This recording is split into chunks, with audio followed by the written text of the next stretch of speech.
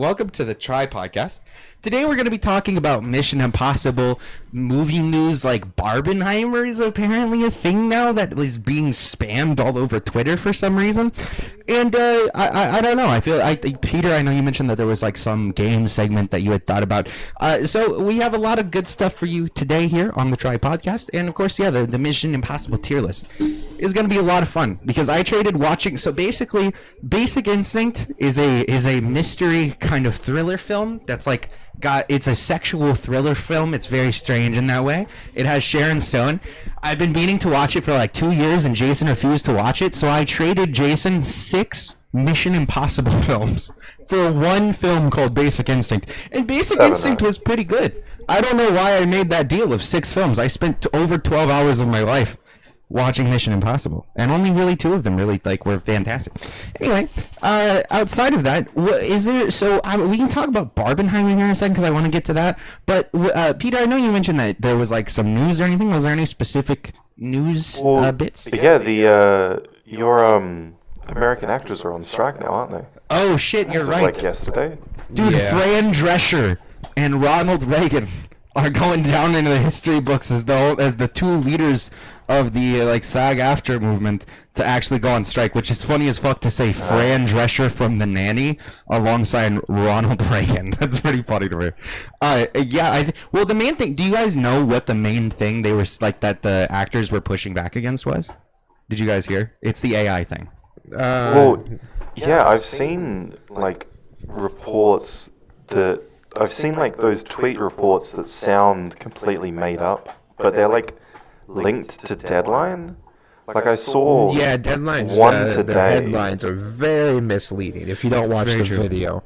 Yeah, that's very true. They'd be sitting because pretty much all the prominent actors were in Oppenheimer were being interviewed, and then Deadline would come out with something that would make it seem like the actor was on the side of the studio, which is fucking weird. Yeah, that's very fucking weird. But especially because the main thing that I thought Fran Drescher actually mentioned this in her speech, but basically they want to be able to use AI to scan background actors, pay them a 1-day fee of about $133, and then use their image and their likeness in perpetuity.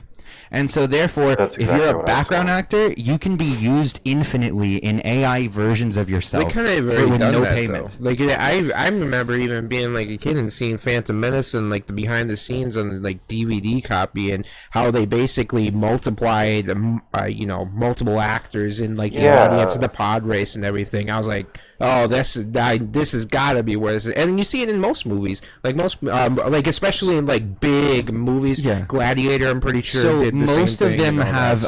So there's a thing where there was a whole thing on YouTube recently between Aiden Ross and Hassan talking about using people's likeness, right? In the regular world and in the online world, I can use your likeness all I fucking want, and I don't really need to get your permission as long as the picture is public. However, the unions have pre-existing contracts that state that that actors are supposed to get some sort of compensation anytime their likeness is used, particularly with television. This is heavily done. However, in movies it is also done, but there have been certain points where people have come out and said, hey, they used my image without my permission. Particularly recently with Spider-Man, there was an actor that came out and said that, hey, they used my Flash. shit. Was it Flash? Yeah, it was Flash. Oh, I thought it was in Spider-Man. No, it was Flash. There's was quite it a lot of stuff. Was it the Superman? Oh, you're right, because at the end when they robot or something like that. Well, it was the it was an actor that was still alive. It was from the Flash TV show on CW. Got it. And then it was the actor who played the old Flash, I guess. So okay, got it. And then he wasn't compensated. Yeah, and the idea is, they're not really supposed to be able to use your likeness outside of the projects for which you sign on for. That is, as far as I'm aware. Well, apparently Flash is going to be the first movie to debut on the blockchain when it comes out. Yeah. That's what I saw today. It comes out. I was like, what? I don't Monday, know isn't it? anymore, man. What is that? What is that? I mean, you would think. I tagged you in that, Rocky. I just saw that 2 minutes ago. What did you take? Was it on TikTok? You would think Max on Twitter. I literally just saw the tweet 2 minutes ago. I'm I was always like, going to what call the it fuck? HBO, but HBO, you would think they would be the ones to sit there and have Flash debut on their platform. It's kind of weird that they're gonna. I don't know how that's. I didn't look into the details, but I saw you can click on different things. Super soon though.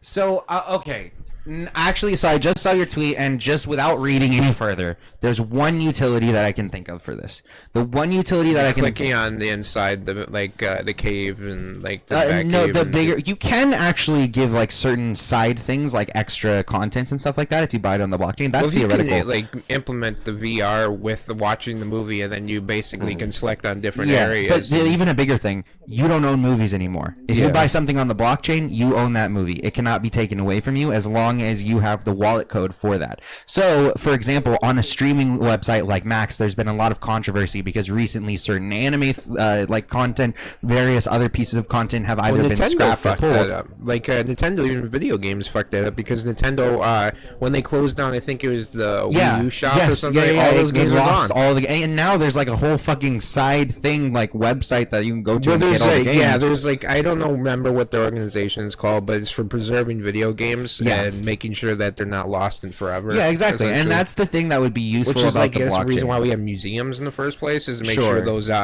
things are art museums or anything like that. That's the thing is with digital items, they can pull that at any time, and then there's no real especially if they have contracts stating that they own it, that piece of media or whatever it might be, the creator of that media is then fucked. And also anybody who wants to watch that media is also fucked because it's pulled from the streaming site. So if it's on the blockchain, you can always have access to it. That's the only utility that I can see.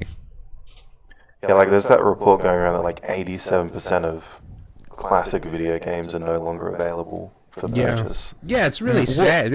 I was actually, I don't know if you saw, you know who Gex is, Peter? The Wizard platform game. Yeah, so they announced that there's a Gex trilogy coming out, and people were like going crazy because Gex really hasn't been. You can't get it anywhere. Like it's one of those games that's I don't think you can get it on Steam. I know you can't get it on PlayStation. So it's as soon as that was kind of reintroduced, it was like everybody's freaking out because it's like, oh, that's cool because also, we can't play it right now. Yeah, and also like think about TCM is shut down, right? The classic movie or Turner Classic Movies is shut down. Like there's certain, and now a lot of those films are still available on HBO. However, generally speaking, like if they want to pull a lot of those older films, the only other place you can really go to is Criterion. Blockbuster should have became a video game museum where you can rent all the and they rent the consoles. Yeah, well, I think that's the thing is that people kind of move to new mediums without thinking about what can happen with those mediums. Of course, that's why I never want to. I love the idea that I can download a video game on my console at any point in time, or a movie. I can, download it, buy it, whatever. Yeah, that's mine. It's way more convenient. However, once they remove it, you're fucked. Yeah, exactly. Unless it's something where you do download it. So something like Steam, for example, where you download the files of the game, that's always going to be on your computer. But nowadays, streaming has set shit up so that not that it's useful to people, but so that it's profitable to the companies that own the media. The companies that own the media can sit there and they can pull shit, scrap shit, or they can go and put it on multiple different websites. This is something that I noticed. Last of Us 2's getting a remaster. Yeah. It's on PlayStation. Oh yeah, it's like, bro, that just happened. And they abuse these IPs. Yeah, it's like, what the fuck? For fucking Mission Impossible, you can watch the first Mission Impossible on Tubi or Paramount, which means both Tubi and Paramount are making money, but Paramount's making double the money because they get to take from that. Bamboozled, Crash is impossible to fucking find for the most part. There's a bunch of films that, especially controversial films, that get pushed out of the public eye that you just then can't find afterwards, and it's sad because like a lot of the media that gets like pushed down too is some pretty fucking solid media. It's fucked up. Although the quest to find it can be kind of rewarding. The quest to find it can be. Yeah, I agree. Well, that's the idea of like you watch a bunch of dog shit stuff to get to the good stuff, but yeah, like that's the fear is that these guys can do, and they're making it so that the way they have ultimate control over the media because they can profit in perpetuity. If you download it to your computer, you never have to go back to that website again. But if you sit there and you have to go back to that website every time, it can continue to read your cookies. It can give you ads potentially if it's something like Tubi, and the profit is just so much greater. So they don't care about the customer. Otherwise, they would just let us download the movies that we purchase. So instead, they just set it up to be profitable for them. And yeah, that's all. I feel like that's going to be a big issue going forward. I saw two other things related to the strike. I saw the writer of the... I skimmed it, so this might be incorrect, but from memory, the writer of the She-Hulk Daredevil episode wrote the whole episode. Like, yeah, his residuals, like, lifetime was, like, jack shit. I mean, and everybody was that's like a streaming issue. Yeah, That's like it is, if yeah. everyone's Yeah, that's getting that many nothing. residuals from streaming compared to like what they would have gotten from like theatrical releases, and I assume like Or even rentals, sales. I imagine. Yeah. Yeah, Yeah, you like would. it seems like it's a lot less. Like there's AI, there's streaming, and I saw Deadline report like a week ago an interview, which I have to assume is correct, where an executive said that their plan for the writers' strike Yeah. was to just Yep. wait it out And let until them they all could be pay lose for their their houses. homes. Yeah. What the fuck? No, Dude. yeah, and fuck Bob Iger. No, that's a real CEO Bob shit. Iger, I read his book. I was a fan of Bob Iger, but now he can go fuck himself. Well, every CEO is a piece of shit. Dude There lives isn't on a a good one. fucking football stadium fucking property, and he's Yeah. like, oh fuck him. Well, here's the thing, right? Is Well, that Bob, it's so Yeah, annoying because every time he makes like a big decision, Yep. it seems like he sort of knows what's going on. Like obviously, I assume you guys have seen this week. He's saying like they're going to release a lot less Marvel content. Yeah. Because he feels like it's too oversaturated. Well, Like, no, they said yeah, that that's they would correct. spend Yeah. less on Marvel. They did not say. I think I saw Tim reply to this one. If I remember, the wording of it was that they would Yeah. spend less. Well, and so Secret Tim. Invasion cost over 220 million, I think, to make, which is crazy. Well, what for a Tim was 6-episode suggesting series. is that they'll probably. What Tim was suggesting is that they probably aren't going to sit there and just decrease the amount of content they're producing. They're probably just going to try to produce it much cheaper. That's probably what's going to happen. Yeah, that's what they're using AI Yeah. for. Yeah, exactly. And the whole like It's interesting. residuals thing for the streaming is it kind of, if you are into the business side of things, it can look kind of like the CEOs are correct on the business side of things, because if we look at it, a lot of these streaming services lose a lot of money at first because these are upfront costs that they do in order to make money on the back end later. And so you look at this like consoles like Sony, they'll put out their PlayStation 5 and they hope to make money off of the games and accessories rather than the console itself. So generally a Bob Iger can point out, well, Disney Plus is losing money. We're putting all this money into content and we're fucking losing all of it. But realistically, they're gaining a lot on the back end. We're not looking at what they're getting on merchandising. We're not looking what they're getting from, putting various like ads in different places on certain websites or selling certain user data and all this other shit. All they're looking at is how many users do we have on the service and how much money are we putting into content. And when you have a company the size of fucking Disney, that's just bad business. And Bob Iger is intentionally misrepresenting that in order to make people on the business side of things think that he's like, oh yeah, no, it's unrealistic that we can pay them more, we're losing money. But it's like, no, I'm pretty sure Disney's fine. I'm pretty I sure was gonna Disney's say- doing okay. Yeah. I thought for the last couple months they've been in the red. Is that misinformed as well? So I can't believe I thought they've been that. having a their really bad stock couple prices- quarters. as I of think I've gone 3 down. months ago, I remember that there was a few articles saying they had made record profit. So I don't know. The only thing that I Well, remember they have is to report it, don't they? So they do. I haven't looked into it. I remember that they cut. There was a controversy because people were saying, "Oh, look at Disney's firing people, so they must be losing money." However, when they fired people, I remember they had turned record profits in that quarter, and so that was a big controversy where people were like, "It's dying," but it was like fucking 22 billion or some shit like that. Movies, none of their movies have lost money. So the only thing I could think that they're possibly losing money on is the TV shows that they're making, like Secret Invasion for 220 million. That's the only thing I could think. How would that the cost? How many movies episodes definitely is aren't it? losing anything. 6 episodes. That's it. And they That's spent just like that the much cost money. of Jesus. shows now. What was that? Yeah, well, they've got with the people that they've got in it, like a lot of. I mean, Nick Fury, Samuel L. Jackson's in like every episode, right? Yeah, I watched. It's a lot of big name stars. Yeah, and they have Amelia Clark in there. And then you had Don Cheadle.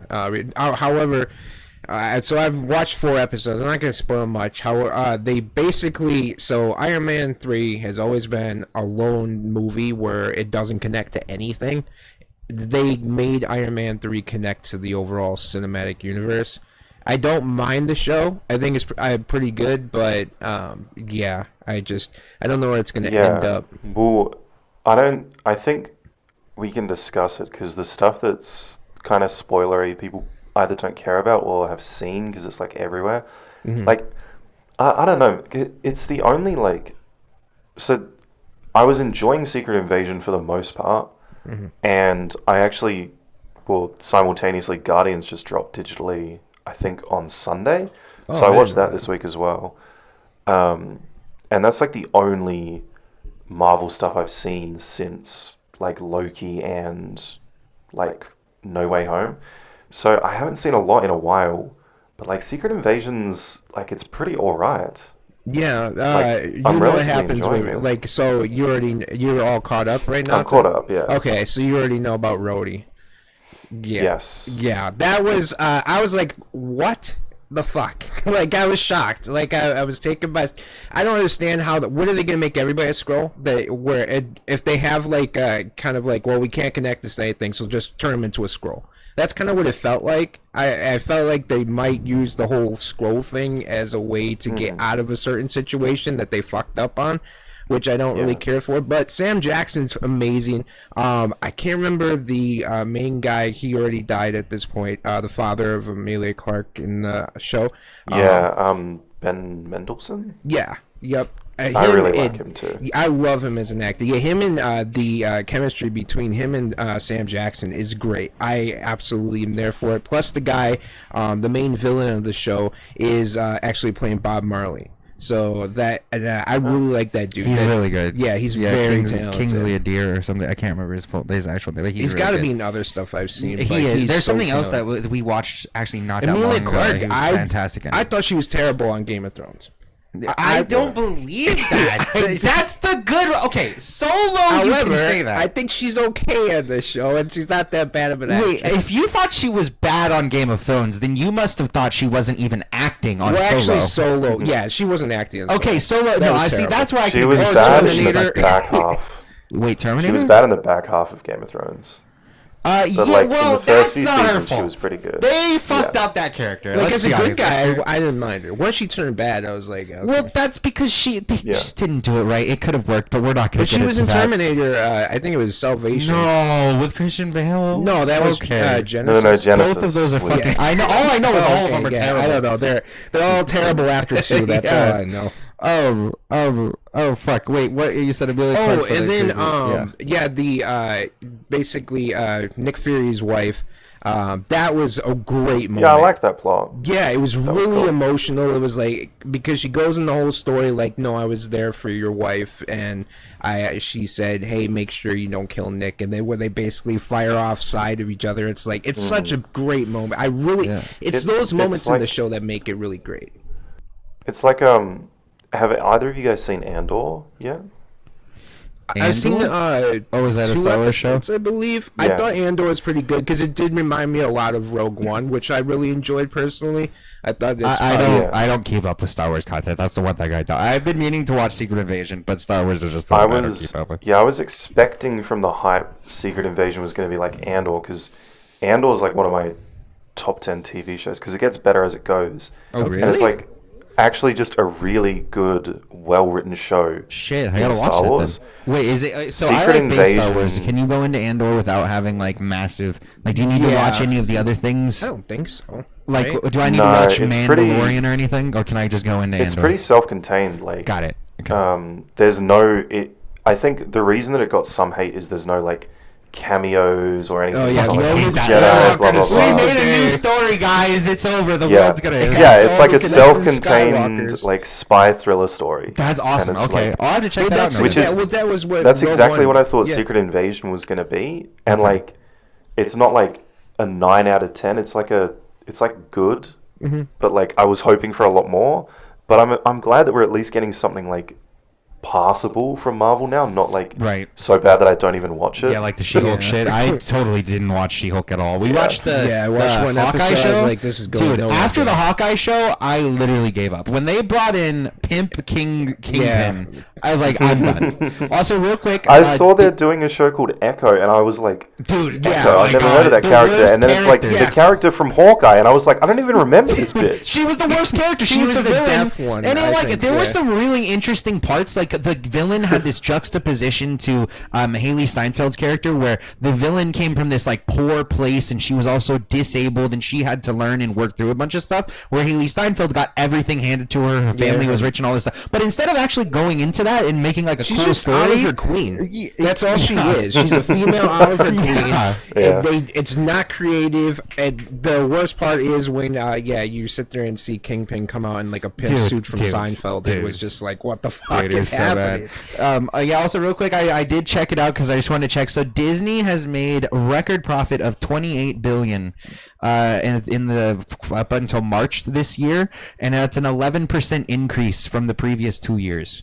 So they're doing fine. Yeah. They're doing Yeah, just I was fine. reading through their Yeah. operating income. Yeah, they're not. Yeah, losing and that's the any thing money. is when I tried Pretty to much look it up everything's too. in profit. I don't see anything that's like negative. DC. The I only think thing that was that- negative for Disney was their streaming service because it's been running at a net loss. Although all the articles that I just read said that it was a shrinking loss. Like they've now started to make a little bit more profit. like on Microsoft. it. Yeah, with you slowly Game start to Pass. make money over time. Yeah. Yeah. It might just be this upcoming quarter though, because I know like what have they released? Like Indiana Jones is going to be a massive loss. That's bad. Elemental's a massive Little loss. Mermaid apparently was a loss. People were Well, saying. the next big, Yeah. the next big Marvel film is the Marvels, I believe. Oh no, dude! Yeah, Yeah, that's they not might good. actually have Which a bad. the trailer yeah. wasn't bad. I actually enjoyed the trailer. I thought it Yes, was, but like, everybody pretty shat on it decent. because of the just being associated with Captain Well, Marvel. I think people hate Brie Larson for some reason, even though she's a great actress. Yeah, because they fucking Yeah. fucked. I don't know who directed the first Captain Marvel,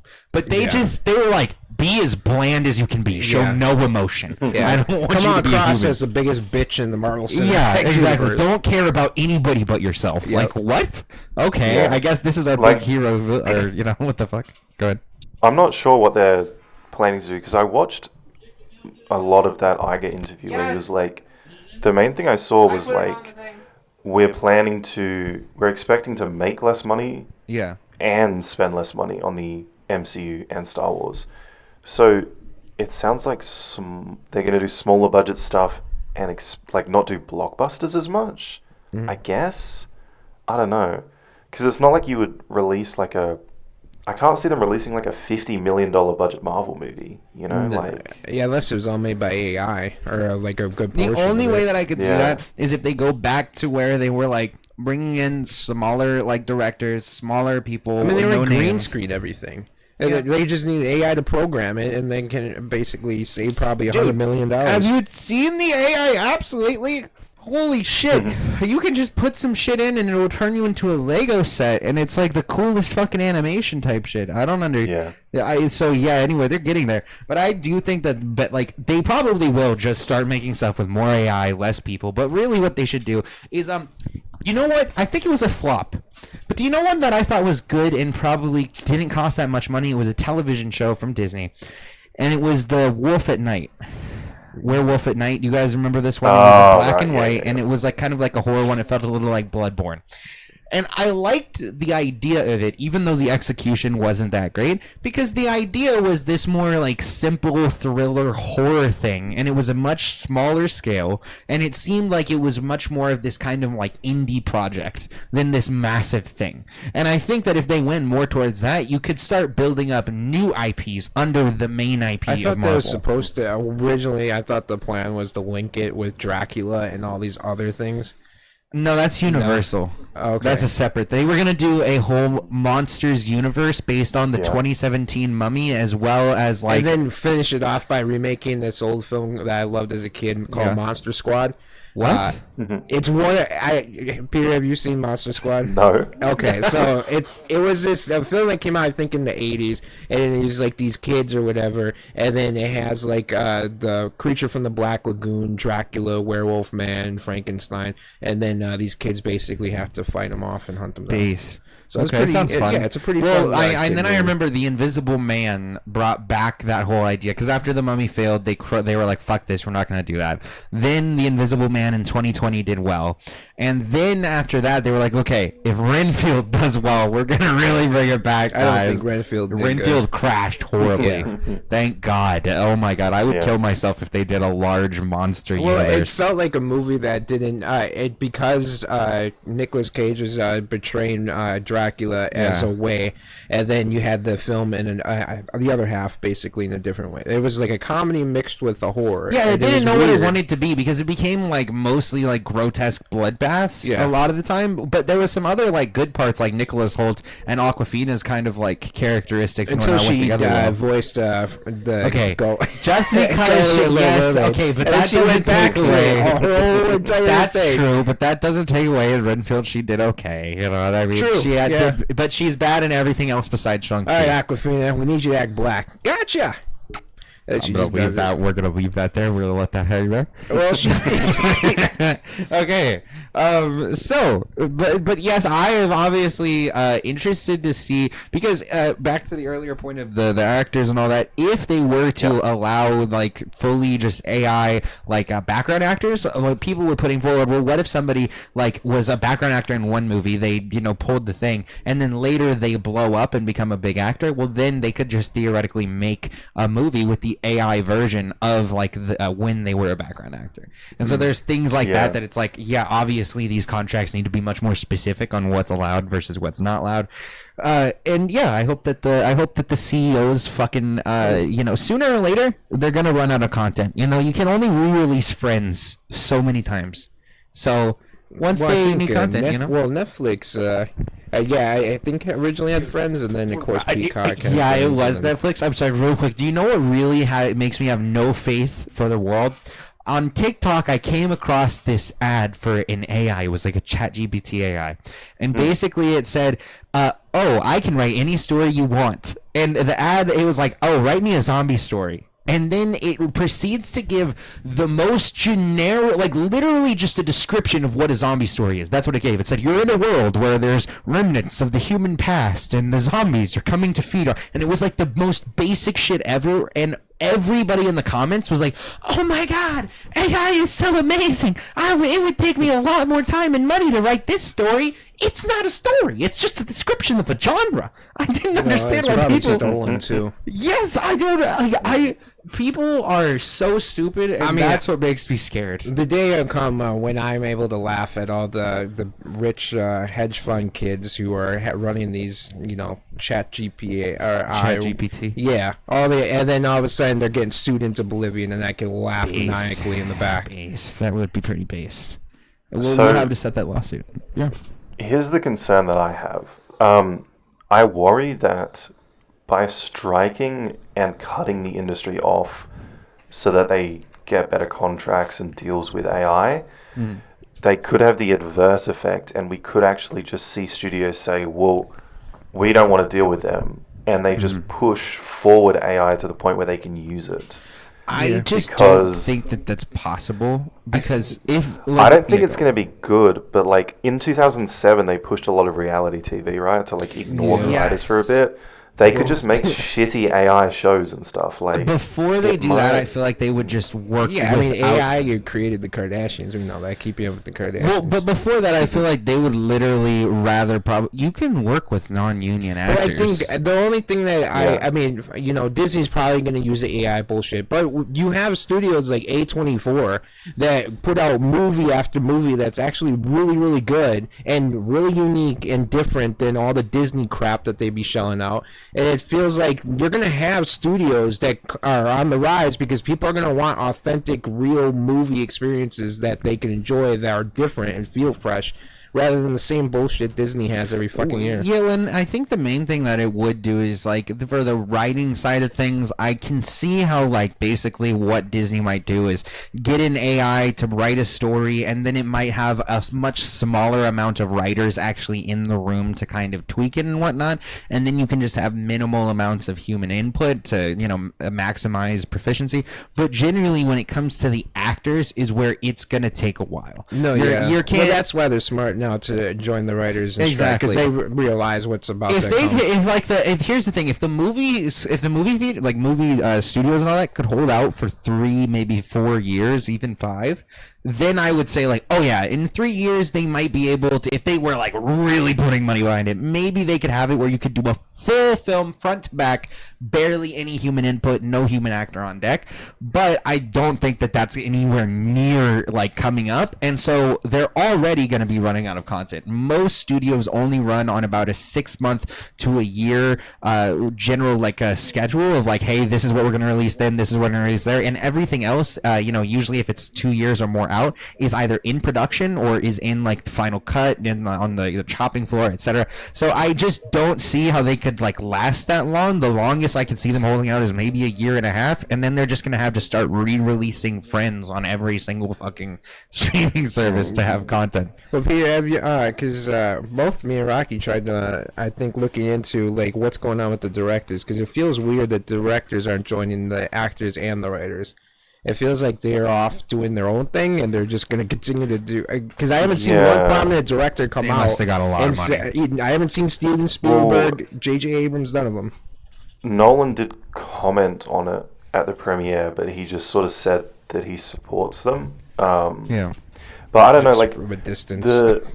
the idea, the things that they're protesting against, I mean, I'm not, like, super, like, read up on it, because it's not my country, but, well, it's not being covered on the news here, but, like, the stuff they're protesting against isn't too much affecting directors. Like, a director just directs their film, they keep the rights and everything, whereas, like, for the actors and the writers, it's about, like, losing it to AI. Like, they're probably not going to have AI directors anytime soon.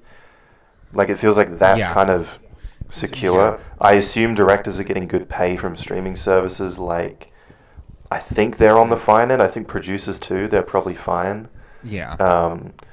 I wouldn't be surprised really if fine, visual effects artists were going to go on strike, though. I would imagine. I'm surprised they weren't the first. Because their jobs are being replaced. Their jobs were being replaced first before even the writers. The writers were next to then the actors. And I mean the directors. Yeah, I mean it's just not a good look if you're Steven Spielberg and you're sitting on the sidelines while your actors who you're gonna ask to be in your movie who are just trying to make sure that they reach something with the union and the studios, or even your writers, and you're basically sitting there saying, I'm just gonna sit there and pretend this isn't happening. It's like it is. The issue for them is how much of, like, an actual monopoly it is, though, because like we're literally seeing Nolan's film out of spite. It might fail. We're gonna have to see. Look for it right now. It's got a massive budget, though, so I wouldn't be surprised if it has a tough time. Not only because theaters are struggling right now, but, like, Warner Brothers is just spiting him with Barbie, and that's just, like, because he left. Imagine if he, like, came out against studios. If every studio just never worked with Nolan again, it's like, well, like, he's kind of fucked. Is it like, Legendary Pictures that's producing Oppenheimer? Because I know it's Universal. Okay. So it's, like, still a big studio. Like, yeah, like, I don't know, because directors are kind of, like, they need all that money. I mean, Nolan could go, fuck it, I'm going to stand with them, never get another job, self-fund his films, but then, like, if they lose money like Tenet again, it's like, well, you're just fucking bankrupt. Yeah, when you see, like, somebody... So this is actually prominent with actually me and Jason's two favorite directors, Jason, David Lynch, and me, Cronenberg. With a lot, especially with them, because they pushed the boundaries and stuff like that, and they constantly would fight with studios about what they were allowed to have in their films versus not.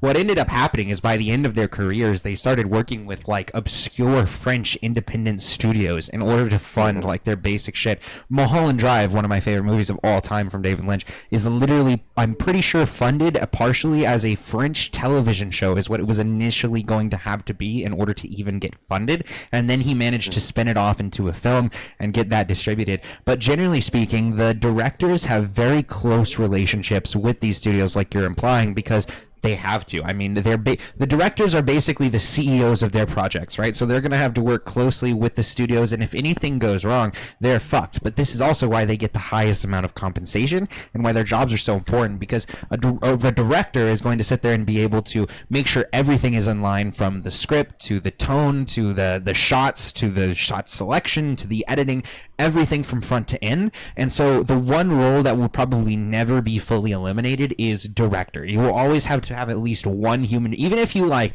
just write it into a fucking thing and say, give me a story about this with this actor, you would still need somebody to oversee it to ensure that there weren't any major glaring issues with the film and stuff like that. So I'm sure that they probably got enough pay. And on top of that, usually with these things, there's my guess is they went to the directors, gave them giant fucking amounts of money and residuals, and said, hey, you're not allowed to go on strike. If you go on strike, our contract is avoided. Well, WB's also produced the Barbie movie, right? So both, or is that a different? No, they're different. So Barbie, I think, because I know Christopher Nolan was WB, literally right? told, "Go fuck yourself. We're not pushing Barbie back for you." Yeah, I think WB said If that I'm about Nolan, Barbie. I'm like, yeah, fuck these studios. They basically are trying to trash. Like Quentin Tarantino. I don't know. To be fair to Tarantino, Disney kind of really was constantly fucking him. Yeah, like, that's just true. to piss him off. No, I don't even think it was to piss him off. Disney always has done that. They've always taken I- all the big IMAX screens. Go ahead, Peter. I think once Oppenheimer's opening weekend's done, I wouldn't be surprised if he comes out and is like, fuck the studios. Because, yeah, they have, like, specifically spited him. Apparently because he, like, declined working with Warner Brothers again. Really? Okay. But, I mean, like, a lot of people are having pissy weeks. Like, Tom Cruise is, like, really pissed off as well about... Why? I mean, Tom Cruise is having a fucking... He's going down this weird spiral because, like, apparently for Top Gun Maverick he expected to win an Oscar.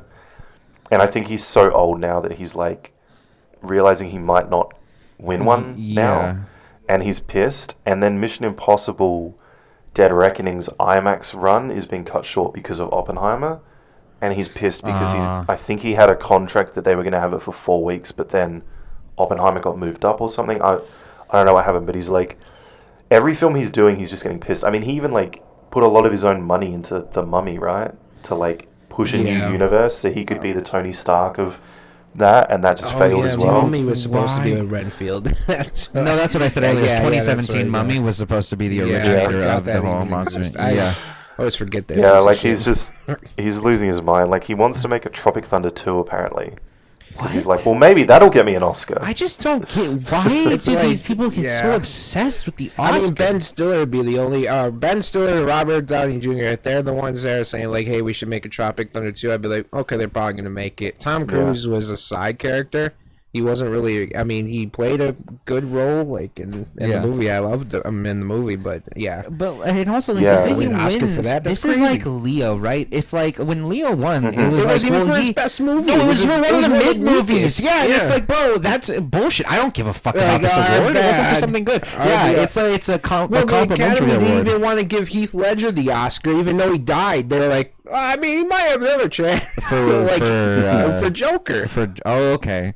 When did he make? Did he get an Oscar for Brokeback Mountain? No, Jake Gyllenhaal, I think, did. Oh, okay. I thought he got. Okay, yeah, probably. And then Anne Hathaway, I thought. Bullshit. just, Those two got it out of that movie. Well, she was the wife. I know she was the wife, and I understand that Gyllenhaal played the like homophobic gay guy. Yeah. But I think generally Heath Ledger really put his like Well, the fucking all into director, I that know, shit. won the Oscar. Ang for- Lee. Yeah, Well, he's gotten a couple, I think. He has. Yeah, he's got Yeah. some good films. Except Hulk. Hulk was bad. Yeah. Ang Lee from 2003. Yeah. Anyway. Yeah. That's a side note. But yeah, I don't understand this obsession with and here's why I don't understand it, right? Is for a I think he young just feels disrespected. I just guess. But for a young Well, yeah, actor, that's exactly how Leo felt. I think Meryl Streep was another one who had like 15 nominations and Yeah. never won one or Like, something. It was I- so stupid. for a I don't young think actor, it's you as get more role. much. I don't think it's as much like I want a best actor. I think he just wants something because I see now like the new Mission Impossible. He's the main producer of, so he could get recognition for that, right? He's doing the stunts. It's like I feel like he just feels like he's never gotten any recognition. Jerry Maguire was such a But the great movie. He only should have reason won they one for put- that. The only reason they put money behind trying to get Oscars is because having an Oscar to your name makes it so you can get larger roles and make more money. Yeah. Tom Cruise is the largest But name now in Hollywood. it feels arguably. like Disney somehow owns some of these awards because when I looked at the Emmy nomination, Hocus Pocus 2 was nominated for an Emmy. bullshit. Yeah. For no what? fucking way. I have no fucking clue. Now I have There to was a find bunch out. of Disney shit that, but the Weird Al movie got like 8 nominations. Base. And No, that's base. Weird Al was freaking out. So, which that movie was one of the best comedies I've seen. Dude, that shit was maybe ever. fantastic. Die. Yeah, that movie's great. But I get Tom Cruise being slighted because he's had some really, really good movies that I've really enjoyed, and these It feels like they academies are come so and go. fucking weird. It's like when a Nolan film comes out, it gets a lot of talk, and I feel like Maverick came out.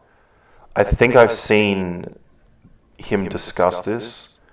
I don't want to put words in his mouth, but I think I saw him say like Maverick came out and sort of revived cinema, but he didn't really get recognition for that. And I think with the Mission Impossibles, these two, he filmed them during COVID and like put a lot of his own money and time into it, and then they're just like releasing, and then Oppenheimer comes out, and now they're not in cinemas. So I feel like he probably just like feels like he's done a lot, and no one cares, which is fair. But that's But because it's all like- this shit's forgettable. I literally don't even remember Top Gun Maverick. Like, it's all... The stunts are cool. That's it. Well, it got nominated for, I think, visual effects, and I think... Visual? I don't No. remember what else. Okay. I thought Best Picture it might have I been. think Visual Miles effects make sense. Teller got a nomination, didn't he? Yeah, I think Miles Teller did get it. Although Yeah, he Miles did, I Teller think. should have won That's for why Whiplash Tom was so alone, annoyed. Beast. Whiplash is amazing. Yeah, true. Um, Did no one win anything for Whiplash? I don't think so. I mean, I don't think J.K. Simmons won anything either, and he should. Yeah, it would have lost to like 2014 or some something. bullshit Queen movie that nobody fucking not Queen the Bohemian Rhapsody, but some bullshit like ancient 12 Years a England. Slave? Yeah, Yep. no, like that movie was actually really good, but yeah, I mean I remember like the 2000s there being all these fucking movies about this is Queen Elizabeth I and all this other bullshit. I was like, I don't care about some fucking incest queen. So actually, it got like fucking 4 awards at the Academy Awards. J.K. Simmons got the Best Supporting Actor. Tom Cross won for Best Film Editing alongside Craig Mann. And then 2 other guys got Best Sound Mixing. And then there was a Grammy nomination. So yeah, they got a lot for Whiplash. I mean, They- Top Gun Maverick did kind of help bring audiences back into the theaters because nothing before Top Gun Maverick was worth seeing in But theaters. that's because it was a generic feel-good film. It was If a you get traditional any- action film that felt like the 90s again. Yeah, generic feel-good film. That's exactly what I Yeah, mean. It's I mean, when you compare I it to the think- stuff now, it's different. Yeah, I it's think a the generic argument- like happy ending. Like that's generally what like people are looking for that now more than ever. Go ahead, Peter. I think to literally put words in his mouth, the argument is like, you know, when Inception comes out, it gets talked about for years, and when Endgame comes out and breaks records, or Avatar, James Cameron's like, you know, everyone sucks him off for months, but Maverick comes out and Mission Impossible comes out and no one cares. I think that's what he's feeling Yeah. when But he the- feels like people should talk about it more, but it's like, I think he's just kind of shunned the industry. Like, I don't think he's like someone the industry likes talking about, because That's true. he just kind of does his own thing. He's Well, not also, like, Inception and James Endgame Cameron. have a lot to bite into. Like they have a lot of philosophical associations. You can look into like the different character associations. There's different character arcs. When you look at something like Top Gun Maverick, you have maybe some interesting ideas that have Nicolas to. Cage has an Oscar. Though that's because he's associated with the Coppolas. He's associated with the mafia. But still, Nicolas Cage has an Oscar. What was it for? I don't like his. I don't know. That's the thing, right? If it's for like Randy Quaid got an Oscar, I think, for The Last Detail, which was one of that was a movie we great watched with Jack Nicholson. Amazing movie. But if he got it for National Lampoon's Christmas Vacation, then I feel like that's Independence weird. Day. Independence Day, I could see that would actually. Yeah, he was fantastic at that. But like, there's some things that I could be like, oh yeah, I can see Randy Quaid getting an award for that. But there's other things that I'm like, no, definitely not. So I guess same thing with Nick Cage. Okay, well, I think we rolled through a bunch Unless of do stuff. you have there. anything else to add to that, Peter? yeah, like, you know, moving on from all the Tom Cruise stuff to Yeah. the actors stuff, I think the main issue with the industry now is there's too much content. I think I saw Spielberg or Tarantino or someone say this. It's like back in the day, and I totally agree with this point. Back in the day, when a film was like big, everyone was talking about it, and everyone had seen it. Like, Yeah. you could talk about Jaws, but more modern, like Jurassic Park, whatever. Whereas now it's like, you know, Netflix has like Bridgerton, the biggest show they've ever had, and I literally never heard of it for like a month until after it came out. Yeah, Like, I'm Peaky sure there's some show on Blinders is another Netflix one. that has. Peaky Blinders. it's like every- people talked about that. Yeah, I know, but that's one of those shows I just never watched. But it's got like 8 seasons. Yeah, or something Cillian crazy. Murphy is Yeah, apparently fantastic. there's like too much, because even in our recent memory, like when Breaking Bad was airing, everyone I knew watched that. Yeah. Whereas now it's like, other than like Squid Game of Game, Thrones. shows it's like people either watch stuff on like HBO or Disney or like one see, place, I- and it's also disconnected. The way that I look at it is that I think that we're actually reverting to the original way that humans engaged with media. Back in the day, the way, like, I'm talking way back in the day, 1800s, 1700s, 1600s, the way that you did stuff is you engaged with the plays and the news and the Well, you media. can go to Broadway, New and York. The musical must see that you have to see this But musical. how now. many people back in the day were able to travel all the way Oh no, to that'd New be York. like imagine like Shakespeare's play. You haven't seen the Shakespeare Yeah, play. but most people would only talk about the things in their area. Specifically, before the 1800s, people would pretty much only talk about what was in their area. After the 1800s, when we started getting like a lot more trains and easy access to different places, then things got much more connected. News got more connected. You started getting international news, stuff like that. But back in the day, people engaged with the subcultures that they were within as well as their area. Nowadays, people have started, the internet has started to fracture off, where at first everybody talked about Charlie Bit My Finger. Everybody talked about these massive YouTube viral videos, ASDF movie, all these various other things. However, now because there is, like you said, so much content, people are able to heavily focus on whatever subgenre or subculture that they really like to participate in. And honestly, I think what that does is it takes the hands out of the power of larger studios and puts them back into the hands of the people that make content about things that they It's easy genuinely to catch enjoy. the word of mouth of how a film is.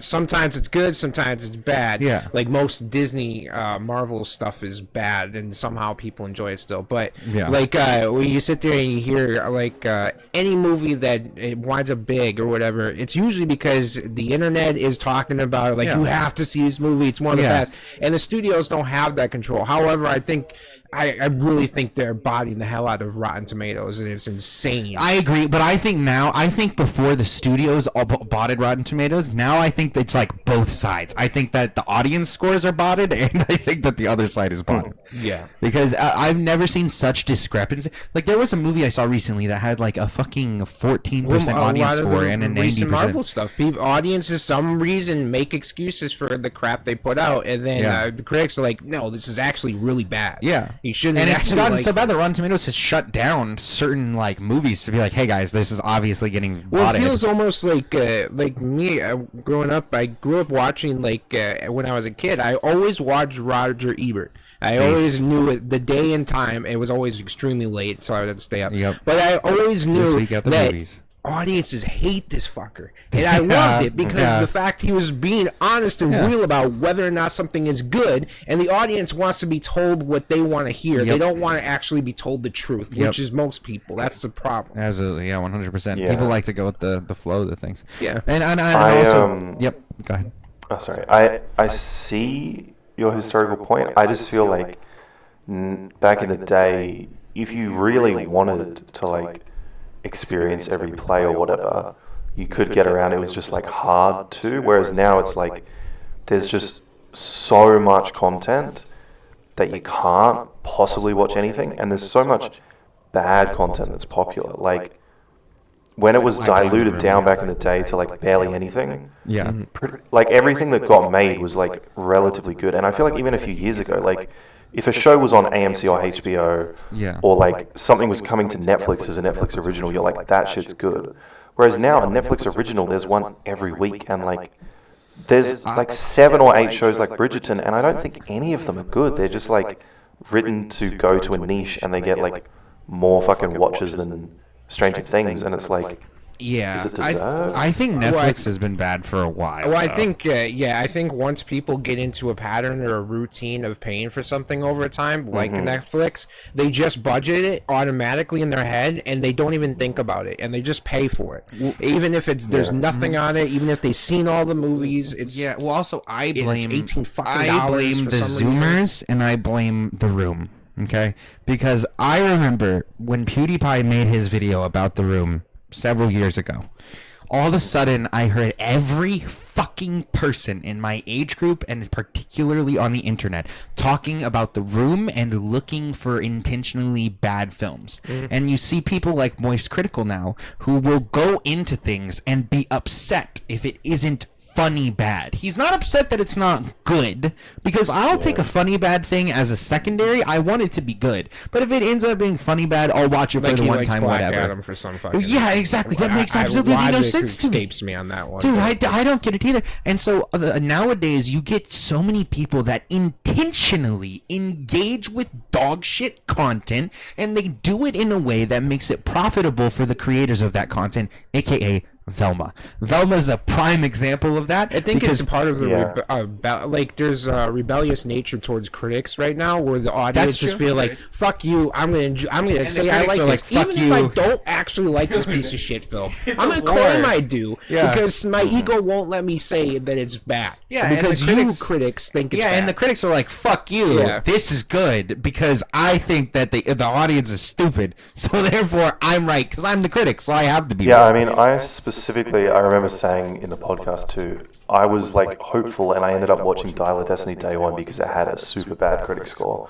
I was like, it's probably going to be good because it's usually critics hate it, audiences love it. Like, Yeah. I genuinely expected that it would be better than it was because the critics hated it. Well, yeah, and Well, that's look a at the lot of Fast people and these days. Furious films. The audience fuck score me. is insanely high for some stupid reason. That's the one that has pissed me off. That's actually the thing that's radicalized me into becoming a critic. Is my mother has been a radical fan of Fast and the Furious for years, and I remember after Fast 6, and then particularly after Fast 7, I was like, why are we all doing this? This theater is full. Why are we collectively sitting here watching Anthony this? Mackie Yeah, said something dude, like- a while ago that was basically like, people don't know Bringing the a actors sandwich? well, yeah, that, but he also said people don't even know the actors' names anymore. They're just like, I want to watch a new Captain America movie. I want to watch a new Marvel Dude, movie. nobody talks about directors anymore. But it was the actors that made those movies. Like, I need to see the new Tom Cruise movie. I need to see the new Steven Spielberg movie. Even directors. Who's the newest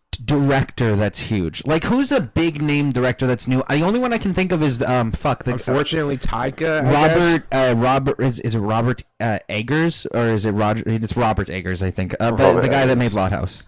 I can That's- think of some, but Yeah. it's like, am I biased because like I have favorite directors? Yeah, I think same. the only big name director now is like Jordan Peele. Yeah, he's actually, coming I could out. see that. He blew up in 2016, but after Nope, people didn't really see Nope. Yeah, no. I Yeah. liked Nope. I Nope was thought good. Candyman I thought it was was directed good. by him, and I was like, this is the worst. Dude, fucking Candyman movie. is actually looked at as a good film. I'm not kidding. Yeah, those people are delusional. Have you seen Candyman, Peter? No, I haven't. It's Good. It's Save a yourself thing. the time. It's a thing. It's a thing. But he only produced it. Jordan Peele only produced the movie. But Yeah, but that's the thing. I but feel they like do people that don't in the talk trailers. about- From the creator of Dope or whatever the fuck it is. And Yeah, they're they do like, that. Oh, it's Jordan Peele's movie. Well, no, and they do and they'll say producer from the producer of fucking The Hangover, and it's like, Yeah. Yeah, dude, well- he's a producer. What the fuck? He put money behind it. That's it. I don't It's give a like fuck. it's like you have to get like a couple of hits. Like I feel like there's a lot of directors. Like there's some directors that I really liked. Like Ryan Johnson, I really liked what he was doing. Yeah. With Looper and then Knives Out.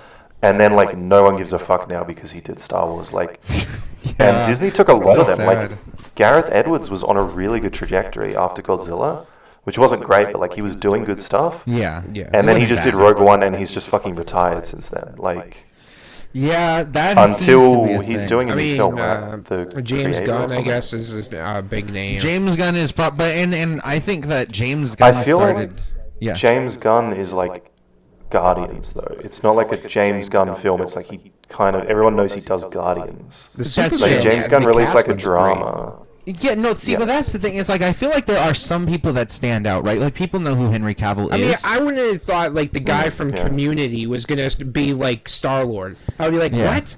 No, the yeah, guy fair. from Community is gonna be Possible. this. Yeah. Yeah, 100%. And I think there are some standouts like Chris Pratt or like Henry Cavill as Superman, like was a standout. But then that people knew the hate name on of. them, and they're like, "Oh, Chris Pratt's he's Catholic, so we gotta push him out." People say that he got applause at the award Well, show no, I when he saw got that. Yeah, Yeah, no, his Oscar veteran. he's like super. I mean, I'm not American, so I don't know what the cult is, but he's in some like Yeah. cult or something, right? That like hates gay people. I because haven't looked into of the it, but Bible. there's a lot of people talk a lot of shit. There's something like that. The thing that weirded me out is when he opened up a weird butcher shop that had like Catholic themes, and it was supposed to give money back to some organization that he was working with that was like a religious organization. It was really creepy, and I always meant to look into that. And then I always hear these rumors about how like he's in this like intense cult and all this He'll other never be shit, as bad but- as Jim Caviezel. That dude's out of his fucking mind. Who? Jim Caviezel, the dude who played he's the one that did like I think it's like Ground Zero something, the child trafficking movie that just came out.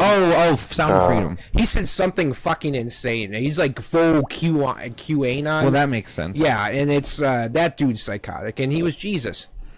He was Jesus? In Passion of the Christ. Well, you know who else was Jesus? And he's going to be Jesus in Passion of the Christ, too, when he resurrects. I'll go watch Willem Dafoe's Temptation or whatever the fuck, you know? Yeah, and all those great actors are getting older. They're like, Keanu's almost there. He's probably going to retire, I would say, in the next 10 years. Well, I don't see. That's the thing is like I think you're right on that one, or I don't remember if you said it or if you said it, Peter. But it is true that people just don't talk about like the background of movies anymore. Timothy Chalamet should be talked about way more Absolutely, than he is. And I don't know if it's because of Timothy Chalamet is getting fucking destroyed. Sorry to sidetrack. Wonka? For Wonka, have you guys seen that? Oh, Dude, I like the people trailer. are fucking stupid. I thought it was like, as like Oompa Loompa's hilarious. I was Oompa like, Loompa, yeah, it's funny, it's weird. I can see how people wouldn't dislike that, but I think that Timothy, Yeah. like, at first, Timothy He's Chalamet, just getting fucking like skewered. Dude. Yeah, I mean, nothing's gonna People be are doing like Wilder that one, line. right? Like that's gonna be the best one. Yeah, of course. The line that he has where he's Johnny like, Depp was so "I'm a chocolatier and a magician" or whatever.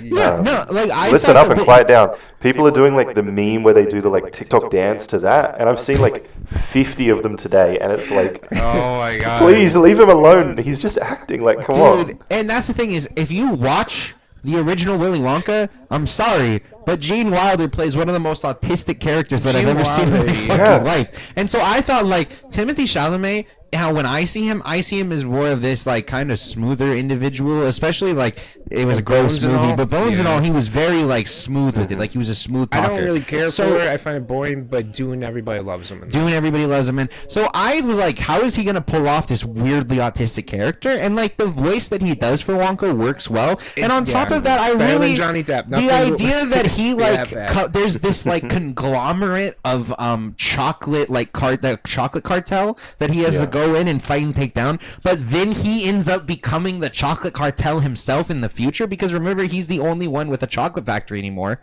in that town, and so he apparently takes it over. Man, who knows? And Maybe Wonka it. had like a dictator mindset, and he seems to. That's what I like about this. It does like this weird thing. He could pull it off. Yeah, and also I like the magic aspect of the chocolate, because there is this magic thing that happens when you cook and like put things together in a way that makes stuff taste really good, and to like show that in a legit magical way or a fantasy way, I think is pretty cool. Yeah, Well, yeah, I've been getting so just like pissed at people on like TikTok and social media the last like couple weeks, because like this Timothy Chalamet thing, everyone's roasting this line of like the bit where he's specifically the bit where he says like, listen up and quiet down, scratch that, reverse it. They're like, oh my god, it's so cringe, like cringe line. That's his thing. But like that's literally a line that Gene Wilder has in the original. He doesn't say exactly that, but it's like one word off. It's like a literal reference to the old film. And I've seen people like an autistic character, and that's what I expect. I've seen people like 2-3 weeks ago and more recently shitting on like specific elements of One Piece, and then I fucking comment on their video and I'm like, blah blah blah blah blah, this is like accurate, and they're like, oh yeah, I don't remember watching it.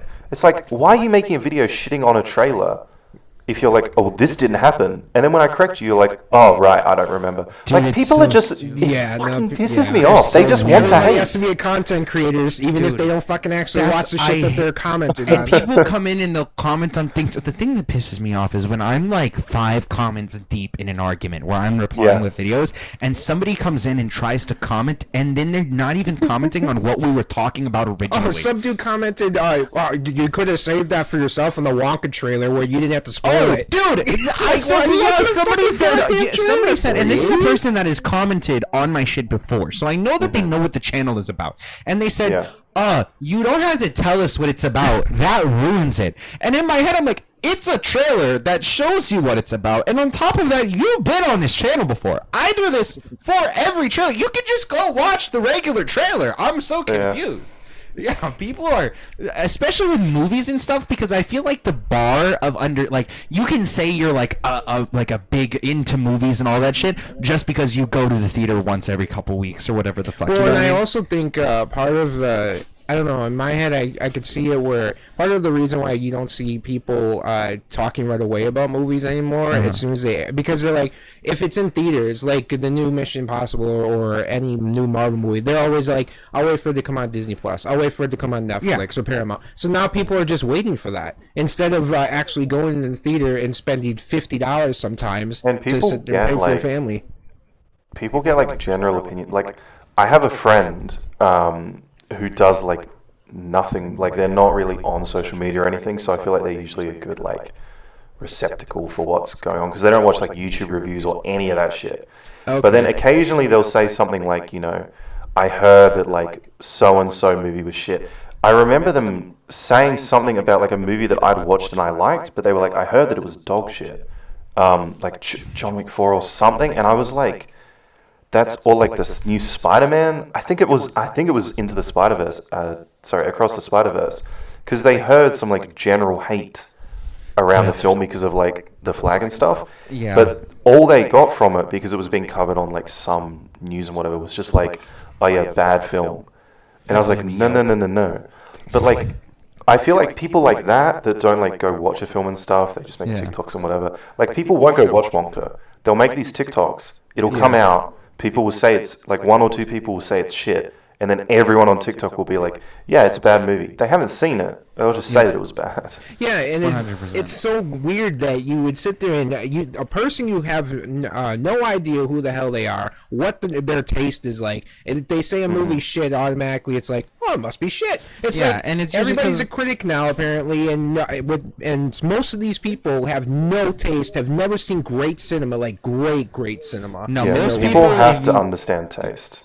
Yeah, and people have like if you ask them like, what's your like, you could ask me for the most part, give me like a favorite movie from any like back to probably the 60s, and I can probably give you something generally. But most people will be like, oh, I can't even tell you my favorite movie from the 2000s. It's like, okay, well, what the fuck, man? If you don't care about any of the history of movies and you only mildly engage That with was the movies by same watching bullshit with them, music too, though. Like, Yeah. you hear like, oh, I don't listen to anything past the before 2010. It's like, the fuck? yeah, it's like, So if you've never heard of like Elvis or Motown? yeah, Right? Like, you've never gotten deep into or like any of the blues you think artists. Bruno Mars you know? came up with this style on his own? You Dude, think that's for real. brand new to the world? Yeah, you think Soul just came out yesterday? What's funk? Fuck. It's some Bruno Mars invented? Yeah, it's Okay. like, dude, you've listened to music, or that, like, there's so many people that listen to music too that's adjacent to like older styles and stuff like that, and then they pretend that they're so different, or people will only listen to older music that's adjacent to certain styles you can hear now. You can go listen to Daniel Caesar, for example, and get some really good like romantic soul music and shit like that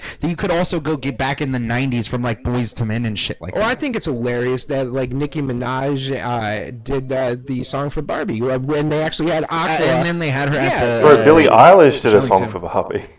Oh yeah, I Really? saw the I trailer forget. for it, but I didn't Yeah. watch the actual music Ryan video. Gosling has a song called "I'm Just Kin" in Barbie. Oh, I did a video yeah. about it. It's Yeah. a absolute banger. I love that fucking. It's all about how he's like just this generic guy, and he doesn't really understand himself, and he's like really insecure because Barbie like doesn't want him, and he is like trying to be like, I'm so high, and he like shows off his muscles Ryan and shit. Gosling He's at super some point he's insecure. gonna break down crying in front of Barbie. Yes, I know, dude. I actually can't wait to see Barbie. No, I'm Ryan really guys Gosling's know- one of those actors I have to see his movies. Yeah, because that's he's true. such a great Greyman was the actor. last one too, and that was good. Yeah. Do you guys know the Aquaman villain? Willem Dafoe.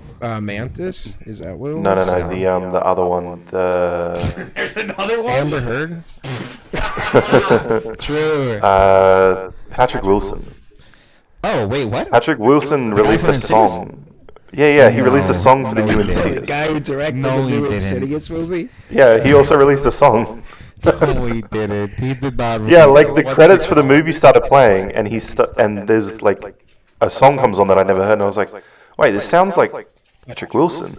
And then I looked it up, and I was like, wait, Patrick Wilson sung the fucking credits song? What the fuck? He's such a great actor too, and it's so sad Yeah. because the Insidious was it 4, 5? I don't Four, care. I guess. Whatever it is, like it's it's a mid movie from my perspective because I like the other ones, I guess, except for the prequel or whatever the hell it was. But yeah, Patrick Wilson, I've liked him ever since I saw him on Watchmen. And he's not a good director. He should not direct it. Don't direct. It's like, bro, what are you doing? These shots are basic. Like you learn this in like any art school. Well, it is his debut, right? I'm sorry, I played Patrick Wilson for a second and he's singing this song, and it sounds hilarious now that I know that bad voice. It doesn't, but just there's something in my brain that knowing that that's Patrick Wilson is just I like seeing him in the booth is just funny to me. Conjuring 2, he does such a great Elvis impersonation. Like, no fucking way. He does a great Elvis. I can't remember. I gotta what watch song, Conjuring 2 now. Yeah, fuck it. That's actually the only Conjuring movie I think holds up that I still enjoy. Really? Yeah. Oh well, then we should watch it. I've never seen any of the Conjuring movies. But thank you for that piece of information. This is great. No, who's the other one? Fucking What is that? Sorry, yeah. Conjuring 2 is pretty good, yeah. I was just agreeing. Oh, okay, cool. Okay, yeah. Scarlett Johansson having a music career pisses me off, and Jason Why? told Wait, me what? Yes, he got multiple albums. It pisses me off. Either. Nobody knows this, Jason. You're the only person What in the world. fuck? Oh, yeah, hold on, let me grab I let me remember grab a watching her music video one time. It's like black and white. She's on like a bus that she Hold never on. went on in her life, you know? Like that type of thing. Music. Okay. Oh, Jesus. Let's find. Oh, here it is. It's called Falling Down. It's got 7. It's only got 7 million views, and for a star like her, that's not Paris that Hilton much. had a music career. She was on No, the we Billboard Hot don't 100. talk about that. Okay, Okay. we don't talk did. about that. I don't like to acknowledge any of these things. The video's unavailable. Video's unavailable for you? Is it because you're in Australia? No, I was just, it doesn't work in Discord. Oh, I God, see. she's terrible. Doesn't let me fucking play music through Discord, okay. No, thank God we have Billie Eilish. forgot That's all I how can say. bad Thank this God we have was, Billie dude. Eilish because she's the only one I can do Oh, this voice dude, right now. skipped like 50 seconds in. It's disgusting. No, Holy it shit. was a weird, like when because this I think came out around when Amy Winehouse was still alive, and it was this weird trend that all these women were trying to do that similar voice. It's like stop. Oh, For the love of the Christ, lounge stop. singer, the lounge singer Amy voice. Nobody Winehouse can do sounds it. like a '60s lounge Yes, singer. Amy Winehouse did the lounge singer voice probably And better Billie than Amy Eilish Winehouse. does it really well. Yeah, she does it very Yeah. well as well. What the fuck? But yeah, dude, this is terrible. Here's the top Hey, comment. you can buy vinyl records, I Oh guess. my god. Here's the top comment. This is maybe one of the most underrated and less understood works in history. I simply love the complete album. Hey, there's a good song, Labyrinth. You remind me of Oh, the Babe. you remind me of the Yeah, Babe. David Bowie. It's a great song. I love this fucking movie. I need to watch Labyrinth again. Have you seen Labyrinth, Peter? No? Oh my god, Labyrinth is an amazing movie Yeah, I with just watched David it Bowie. fairly recently. Well, we watched it like 2 years ago. Yeah, but I never saw it up until that point. Well, yeah. 2 years ago was the first time I think we were. Yeah, but yeah, it's got David Bowie. It's a fantastic movie. Anyway, Homer we're getting Simpson sidetracked Party here. Rock. What was? Yeah, there was Homer Simpson. No, what the fuck? Oh, dude, this week I started getting the fucking SpongeBob rap stuff. Oh The yeah. AI. Thank God. Okay, I Now thought I that was stuff psychotic. is funny. I don't mind that stuff. If It's you're so gonna use good. AI like Dude, that, that's some funny. of it fucking slaps. Yeah. Plankton doing like the soul music slaps, and then like the fucking do you want to die? And like fucking Mr. Krabs went off on that Patrick track. sounds like a black church Dude, choir he does. singer. He sounds like a black Yeah, a you black feel the priest. soul.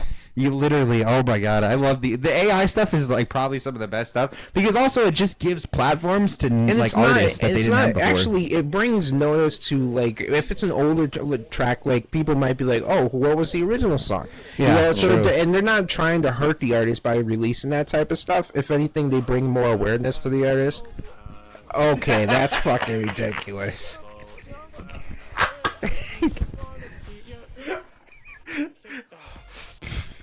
Okay.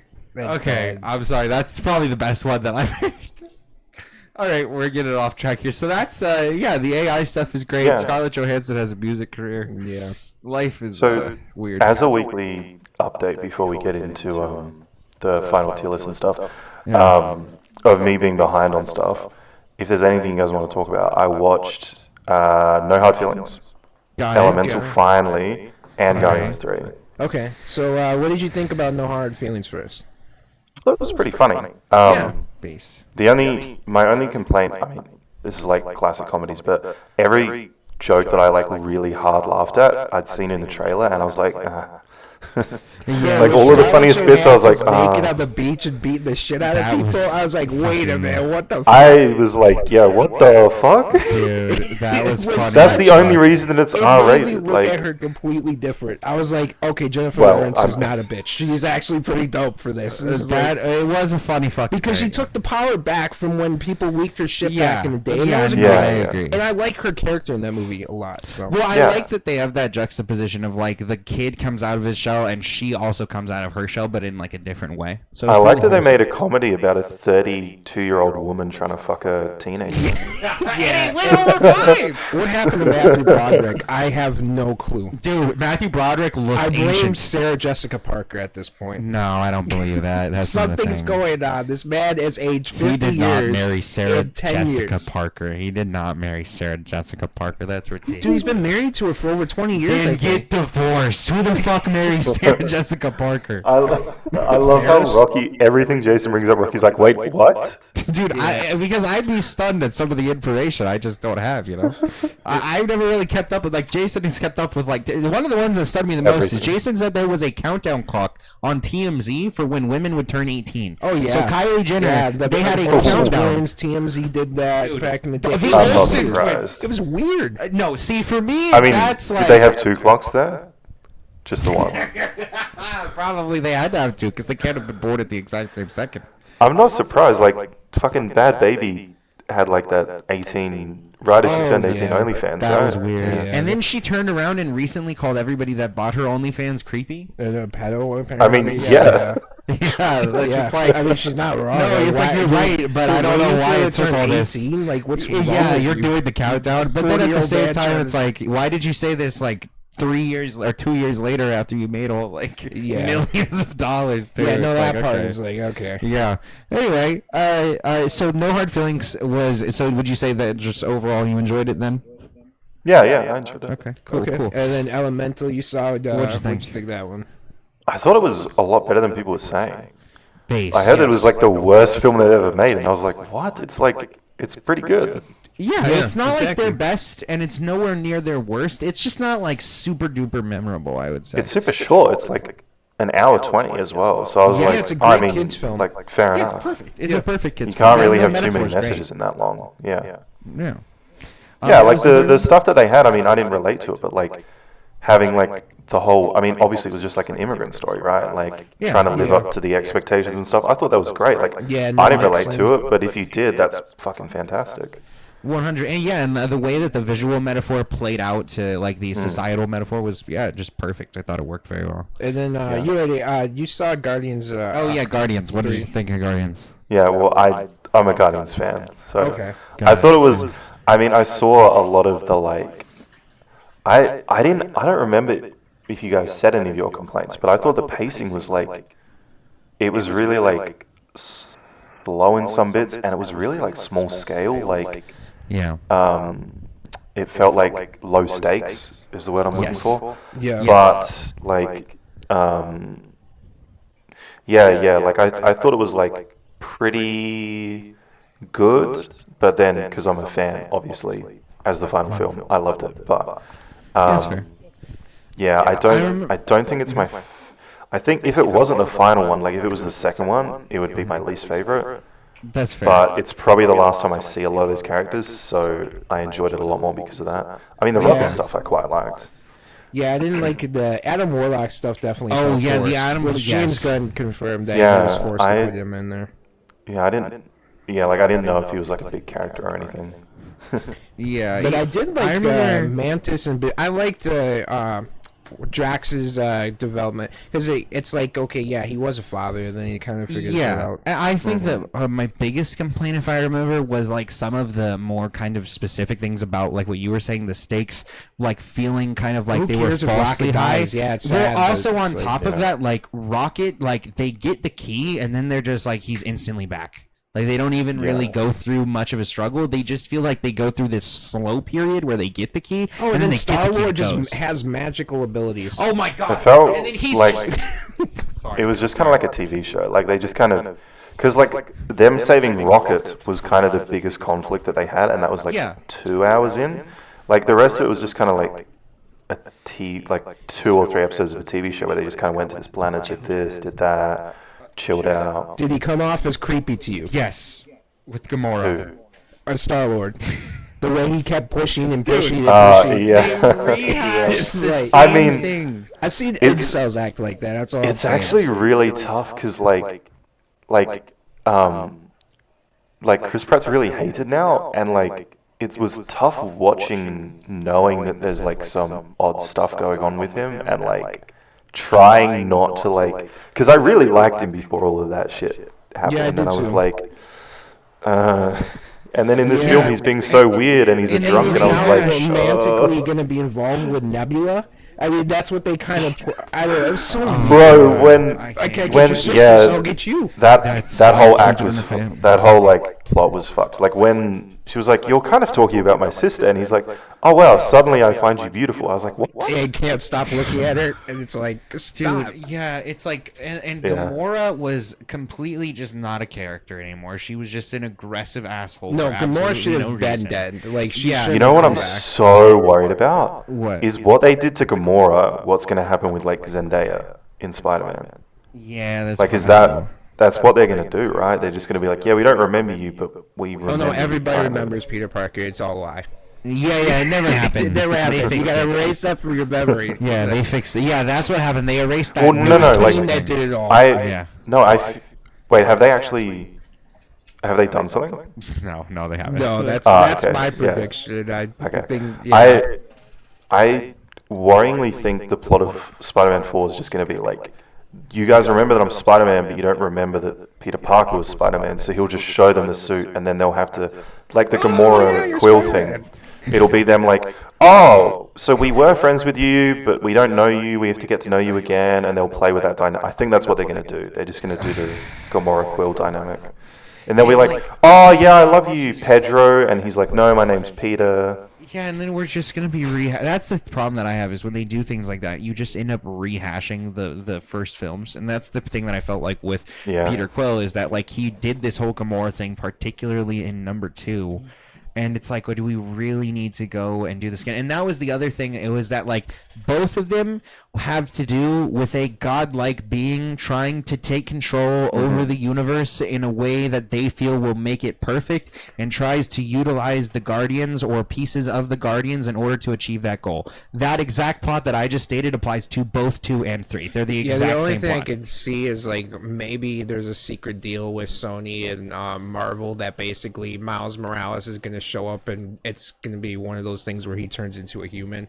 And then, sure. I'm fine with yeah, that. then they finally introduce Miles Morales into the There's this Marvel guy Cinematic on Universe. TikTok that has like 12 million followers or something, and he like dresses up as Miles Morales, and he looks a lot like the fucking character, and Oh, he I've seen does that like dude. backflips and shit, and like and does superhero. I mean, landings. It's I've fucking wanted. awesome. I'm sick and tired of Peter Parker at this point. I've wanted Miles for Yeah. a while because it's fresh. It's a different story. His life is completely Yeah. different than Peter's. He has the swagger of a black teenager. Yeah. No, I to saw the IGN Miles. thing. I've seen the Miles voice actor was petitioning to be live action Miles, and people were saying, "Oh, that doesn't work because you're like fucking 28 or whatever, and Miles is a teenager." But I was thinking, like, once they're finished Beyond the Spider-Verse, surely you just do like a time skip to live action and have an older Miles. Like, his trilogy's done. He doesn't. We Childish don't need a Gambino would be reboot. the older Miles. I think. I mean, even when I saw him in Across the Spider-Verse, I was like, or really would be cool if he was basically shit, the yeah. older one and he mentored Oh! the young Miles. And then Yeah, I thought we talked about that I the didn't first time we even- talked about it. I think so. I thought we did. That must have gone over my head somehow. Oh, yeah. No, that's why I keep thinking he's live action Prowler, but no, yeah, okay. Yeah, because there's only 2 things that he could be, right? Is he could be like a version What's of the- Prowler, because he yeah, has kind Prowler, of, that's yeah, he it. kind of has the Prowler attire, But he's like also live he action is- Miles. just Prowler. sarcastically but also clapping. and like, then on top of yay. that, look at the Miles from the world that we enter at the end. He is Prowler, right? So some Yeah, versions yeah, of yeah. Miles are Prowler. Maybe Childish Gambino could either and be. then we're gonna get that- Morbius. Shut the fuck up! See, why you gotta ruin it? God damn it! Well, that's the next big thing. No, it's what, Tom Hardy. He's not. He's gonna be the next big Well, I thing in guess in fucking the next Venom. Venom movie, Carnage is back. Dude, no, he's not. Woody That doesn't even Harrelson make is sense. coming back. Bullshit. I don't heard. understand I anymore. heard. Did you guys not hear the leak from the next Venom film? No. Venom 3? No, I thought that's He's where going to have Andrew Garfield. Okay, now they're just fucking with. I listen. That's I not like even the Andrew best Garfield, Spider-Man. but- I love Andrew Garfield. Yeah, but as he's an not a actor. good Spider-Man. No, he's I not. agree. Well, there's no way that Toby would ever come back. No, Again. he's No, yeah, over he's it, done for this. Yeah. That kind of ruined his career because everybody just saw him as Spider-Man, even though Yeah. he's a pretty decent. No, he was good. movie he made about the racehorse. I think it was like Seabiscuit or something. The race He- horse. well, Oh, the yeah, I race remember horse. that, I thought you said the race horse. Yeah, Yeah, we put horse in It's a the movie race. where Tobey Maguire runs a Yeah, race it's horse. not Death Race. It's Race Horse. Yeah. Yeah, it's welcomed into the Transformers universe instead of Beast Wars. It's Oh no. All right. Well, do we have a? You guys final- also watched every Mission Yeah. Impossible, right? Oh yeah, so Yeah. we did. So I have the tier list up here. So let and me go ahead John and Lewis share is this worse here. than I remember. Dude, number 2. Oh, the is second a one, yeah. whole- Yeah, it's a nightmare. Fucking terrible. I had like is a whole nightmare. fucking like TikTok rant where I like people told me to watch Mission Impossible, and when I got to the second one, I was like, "What the fuck, guys? This is so shit." Yeah, fair. Well, the main female in the Mission Impossible 2, she has a daughter, and she's gonna be in the live action How to Train a Dragon, and then she's also she was Sarah, I think. Yeah, Sarah's the girl who dies at the beginning of Last of Us. The main female in Joel's Mission Impossible daughter. 2 was very attractive. Yes, I agree. She's the most attractive one. But they like But it didn't was they abuse 57 her for minutes that? if you eliminate all the slow motion scenes. The Dude, movie's that's only so funny to 57 me. minutes long. Actually, we'll get there in a second. Let's go ahead. I got this pulled up. Let me share this with you, and then we can all rant about number 2 when we get there, because I think we all agree that's one of the worst, or it is the worst one. Okay. I so love there how we go. like Tom Cruise in some scenes is just like an absolute fucking like I don't know what to call it. Like I remember when he just walks in and like jumps in the bath with Thandi, and it's like, why is this guy such a like player? And in the newest one with Hayley Atwell, where he just walks over to her and is like, it's like he's doing like a pickup TikTok. Like, Dude, I know he walks over to her and she's immediately like, "Oh, who are you?" They It's indicated like, And I mean, that, I get it, like- with, what was the blonde girl's name? oh yeah, Yeah, I don't that- remember. her name, yeah. Grace? No, No, Grace Grace is the other girl. She's yeah. a thief. It was I thought it started with a K. Paris is Oh, Mantis. yeah, from that is. Guardians. Yeah, that's Paris. Yes, yeah. So okay, so we have this up here. Let's go ahead and we'll start with the first one here. We'll just go in order. This is the first one, right? Or is No, this, the wait, why is it not in first order? The is fourth one probably is the that first one. The one with the red. The red? Yeah, that's my guess. Is it?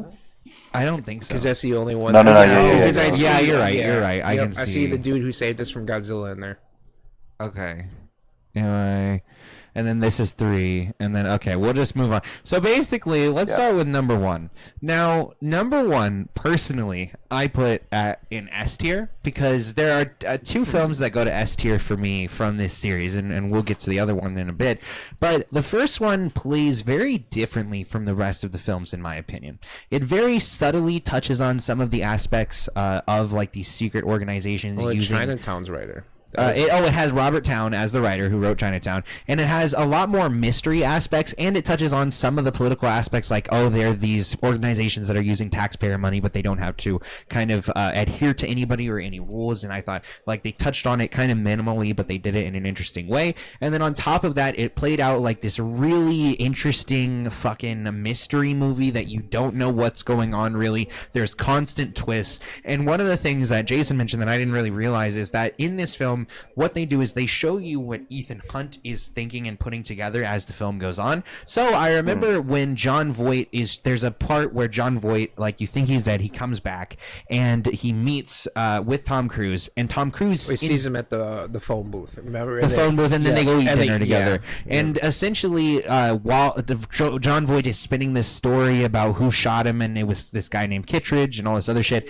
And while he's doing that, Tom Cruise actually sees John Voight putting blood on himself. And in my brain, I was like, okay, yeah, it seems like that would be the most realistic way that it would go. But if he was putting blood on himself, then obviously he didn't get shot by Kittredge. And that was one of these small clues that you had to pay like attention to in order to notice it, that gave away what the final twist was. And I love those types of movies that give those like little clues and pay so much attention to detail like that. So for me, It's sad they it would killed be an Charlie S. Sheen's brother so fast. I still don't believe that that's Charlie Sheen's Emilio brother. Estevez is Charlie how he changed Different name. deliberately changed his Different name so he wasn't that associated sounds with the so. Sheens. That's how coincidental. He just so happened to change his Hey, the name. Mighty Ducks coach is the greatest of all time. He's the Mighty Ducks coach. Yeah, and Mighty Ducks 1 and 2. Well, and now then, Destiny mentioned Mighty Ducks, so I have to watch it. it's one of my favorite movies again. I love that. Well, Destiny The first mentioned two. it, so I the have third to. one is stupid. I Jason hate the is like college movie. fucking.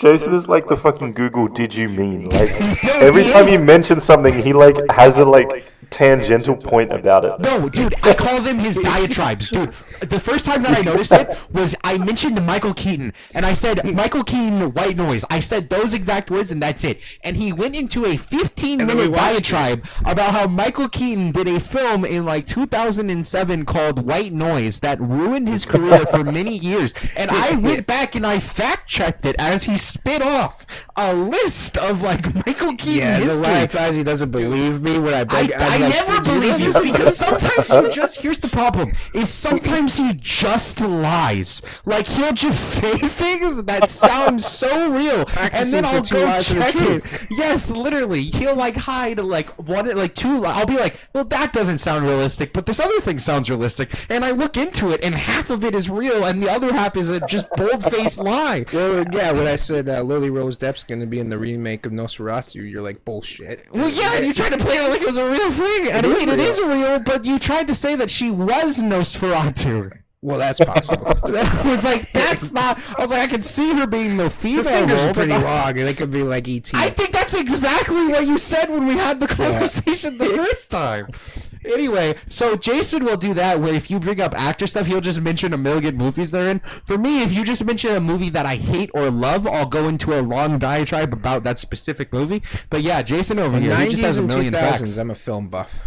90s especially. Sure. Well, now also we've watched most 80s movies at this point. Yeah. And we've even got a lot of the 70s movies under our belt. So really, we're good for the past 50 years.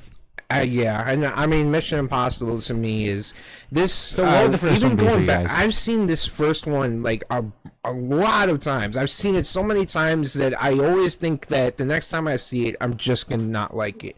And every time I see it, there's so many great moments. The moment where they're basically in that room that you can't make any sound. He's coming down slowly. You let the whole ambience, I guess, of the scene build with silence, and it's beautiful. With the guy it's from fucking Pink great, Panther. dude. Yeah. Dude, I fucking love that. That was actually, I forgot about that scene. Yeah, and he like Well, the drops guy the from knife. Godzilla '98. I don't remember who you're. Yeah, remember he was a Russian in Godzilla '98. No, I remember that there's the guy who was in Die Hard 2 as well as Pink Panther alongside Steve Martin. That's what I remember. I don't remember who the fuck you're Well, talking I'm about. just telling you, we Sorry. watched Godzilla 1998. Okay, listen. Also, the was a funny thing Russian. is that me and Jason will sit here and we'll throw the movies out with the exact dates, and that's the thing that we've been working on for the past year is getting the dates associated with the movies because it makes you sound so much more legit to be able to say Godzilla 1998. You know what I mean? I have this movie in S tier for sure. Okay, S tier. What do you say, Peter? Yeah, I agree. I watched all of these films in like March or April in preparation for Dead Reckoning, and this one was like so good that I kept going even after the next one. Based. Yeah, because it kept you guessing is what I really enjoy. Like, I mean, I've seen it a bunch of times, but I wanted to make sure I was quiet when Rocky was watching it for the first time because I wanted to think, well, what the fuck's going to happen next? And I love all the twists and turns. And it doesn't, the second one we'll get into next, but they don't use the mask thing as a crutch. No, they don't. That's the thing. Is the stupid. first one they utilize the like mask in an interesting way that keeps you guessing, and also on top of that, real quickly, I liked in my headcanon to think that John Voight survived, and then he went Angelina Jolie's dad. Yeah, Angelina Jolie's father went on to then become Nicolas Cage's father in National Treasure about 10 years later. That's my headcanon, is he survived the helicopter crash. But generally, I like that the thing gave you enough to tell you what the ending was going to be without making it obvious. And that's the real hard line to ride with like these mystery movies, is you want to give enough to the audience to where they can deduce it if they're paying enough attention, but make it so that they still have to question what they think and whether it's real or not until you get to the very end. Yeah, that's why I do like that scene at the dinner table where he's playing in his head. He's like, and you're like, okay, what happened? Like he's putting it all together. Yeah, he's and he's doing it for you. Exactly exactly away. the moment when the audience is building. Exactly, in their head. yeah, and I thought that was very fascinating. No other movie really has done that. Okay, so we But, got that in yeah, easy wait, S. you said Peter and S? Or what Yeah, was your yeah. grade? Okay, cool. All right, now I'm gonna go ahead and give Peter. Let's go Ang ahead. Lee's Mission Impossible. I'll let. Okay, so you guys can take this one first. Whoever wants to take this first. So it's gonna have. Okay, We should create an F category for this one. Yeah, there's definitely has to be. What did they think? That's a D? Oh wait, I meant to add a row below. Oh, okay, It is, okay. It is. Well, so that's the lowest they had was a D. So we're gonna have to do. Yeah, this is gonna be a D. Oh wait, not an S, motherfucker. A D, and then what? A B C D E. F. Just put F. F. Okay. Okay. F. All right, so we got an F. So Let's go. I didn't watch. So I wasn't like a big John Woo fan growing up or anything like Sure. that. I knew a lot of his tropes. I knew the dove thing was one of his iconic things he liked to do. Still don't know what you mean there was by a that. great like Xbox. I think it was Xbox 360 game, but it was called like Stranglehold. It was like Jet Li's Stranglehold or something like that. Oh, okay, yeah. Really great game.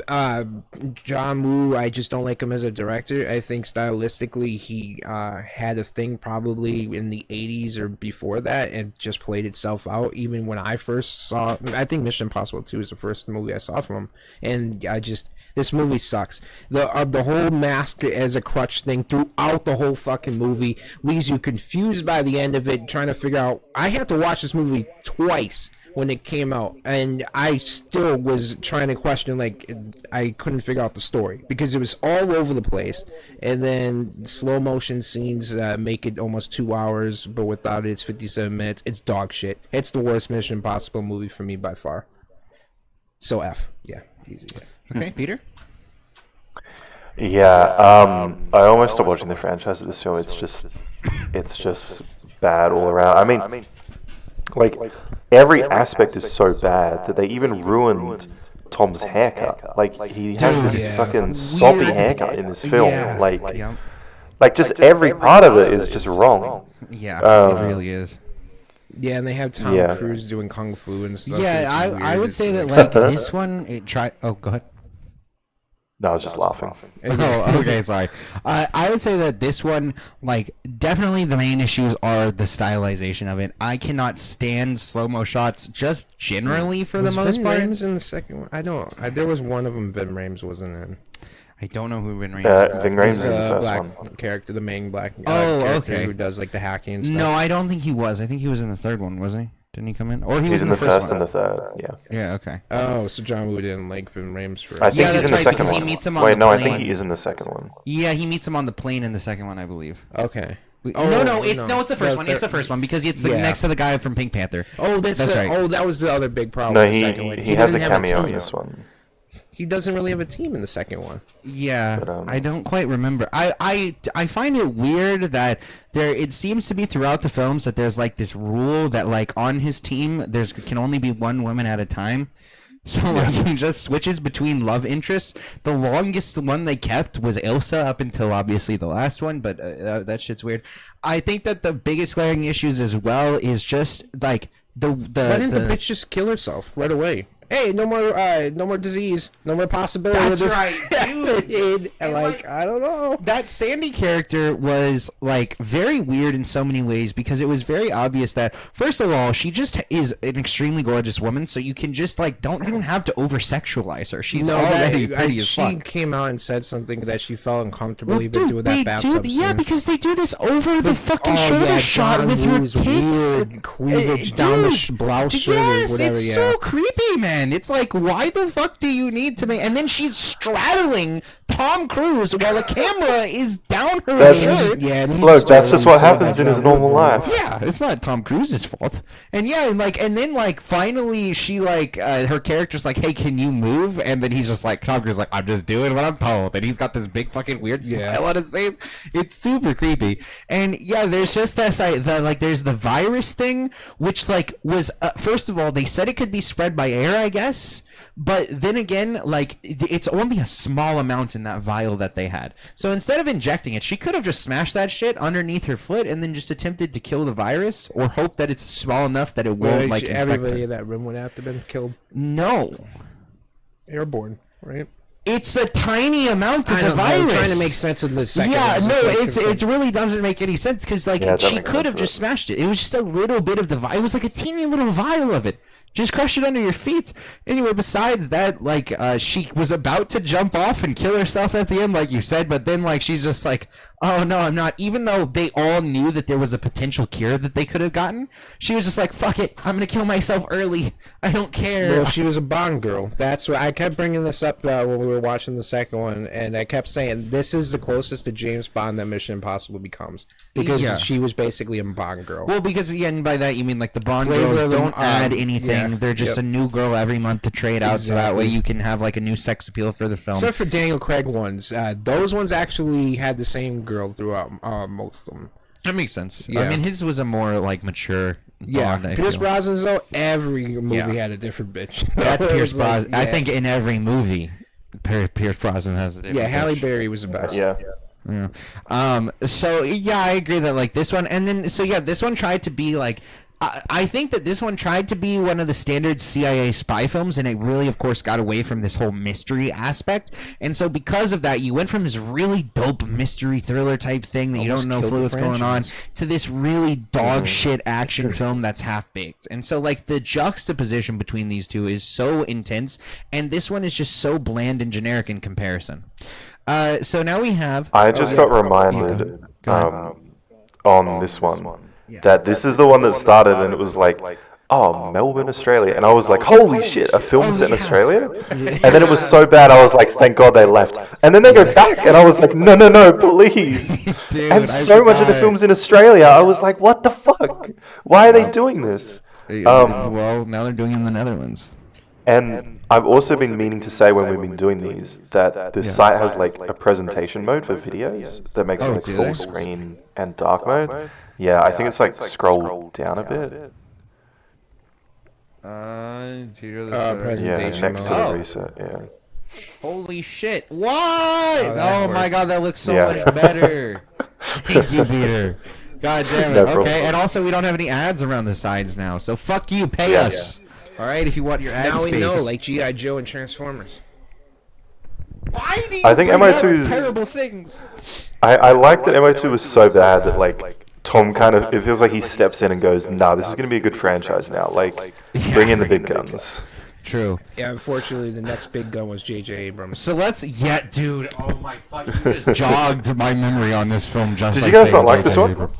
So Okay. I love Philip Seymour Hoffman. Base. Rest in peace to Base. one of the greatest actors we've ever had. He made Along Came Polly, a great fucking film. Sure. Because of how great he is Yeah. acting. And he was great as a villain in here. I believed every Base. word he was going to... I Base. believed he was actually going to kill Tom Cruise. Absolutely.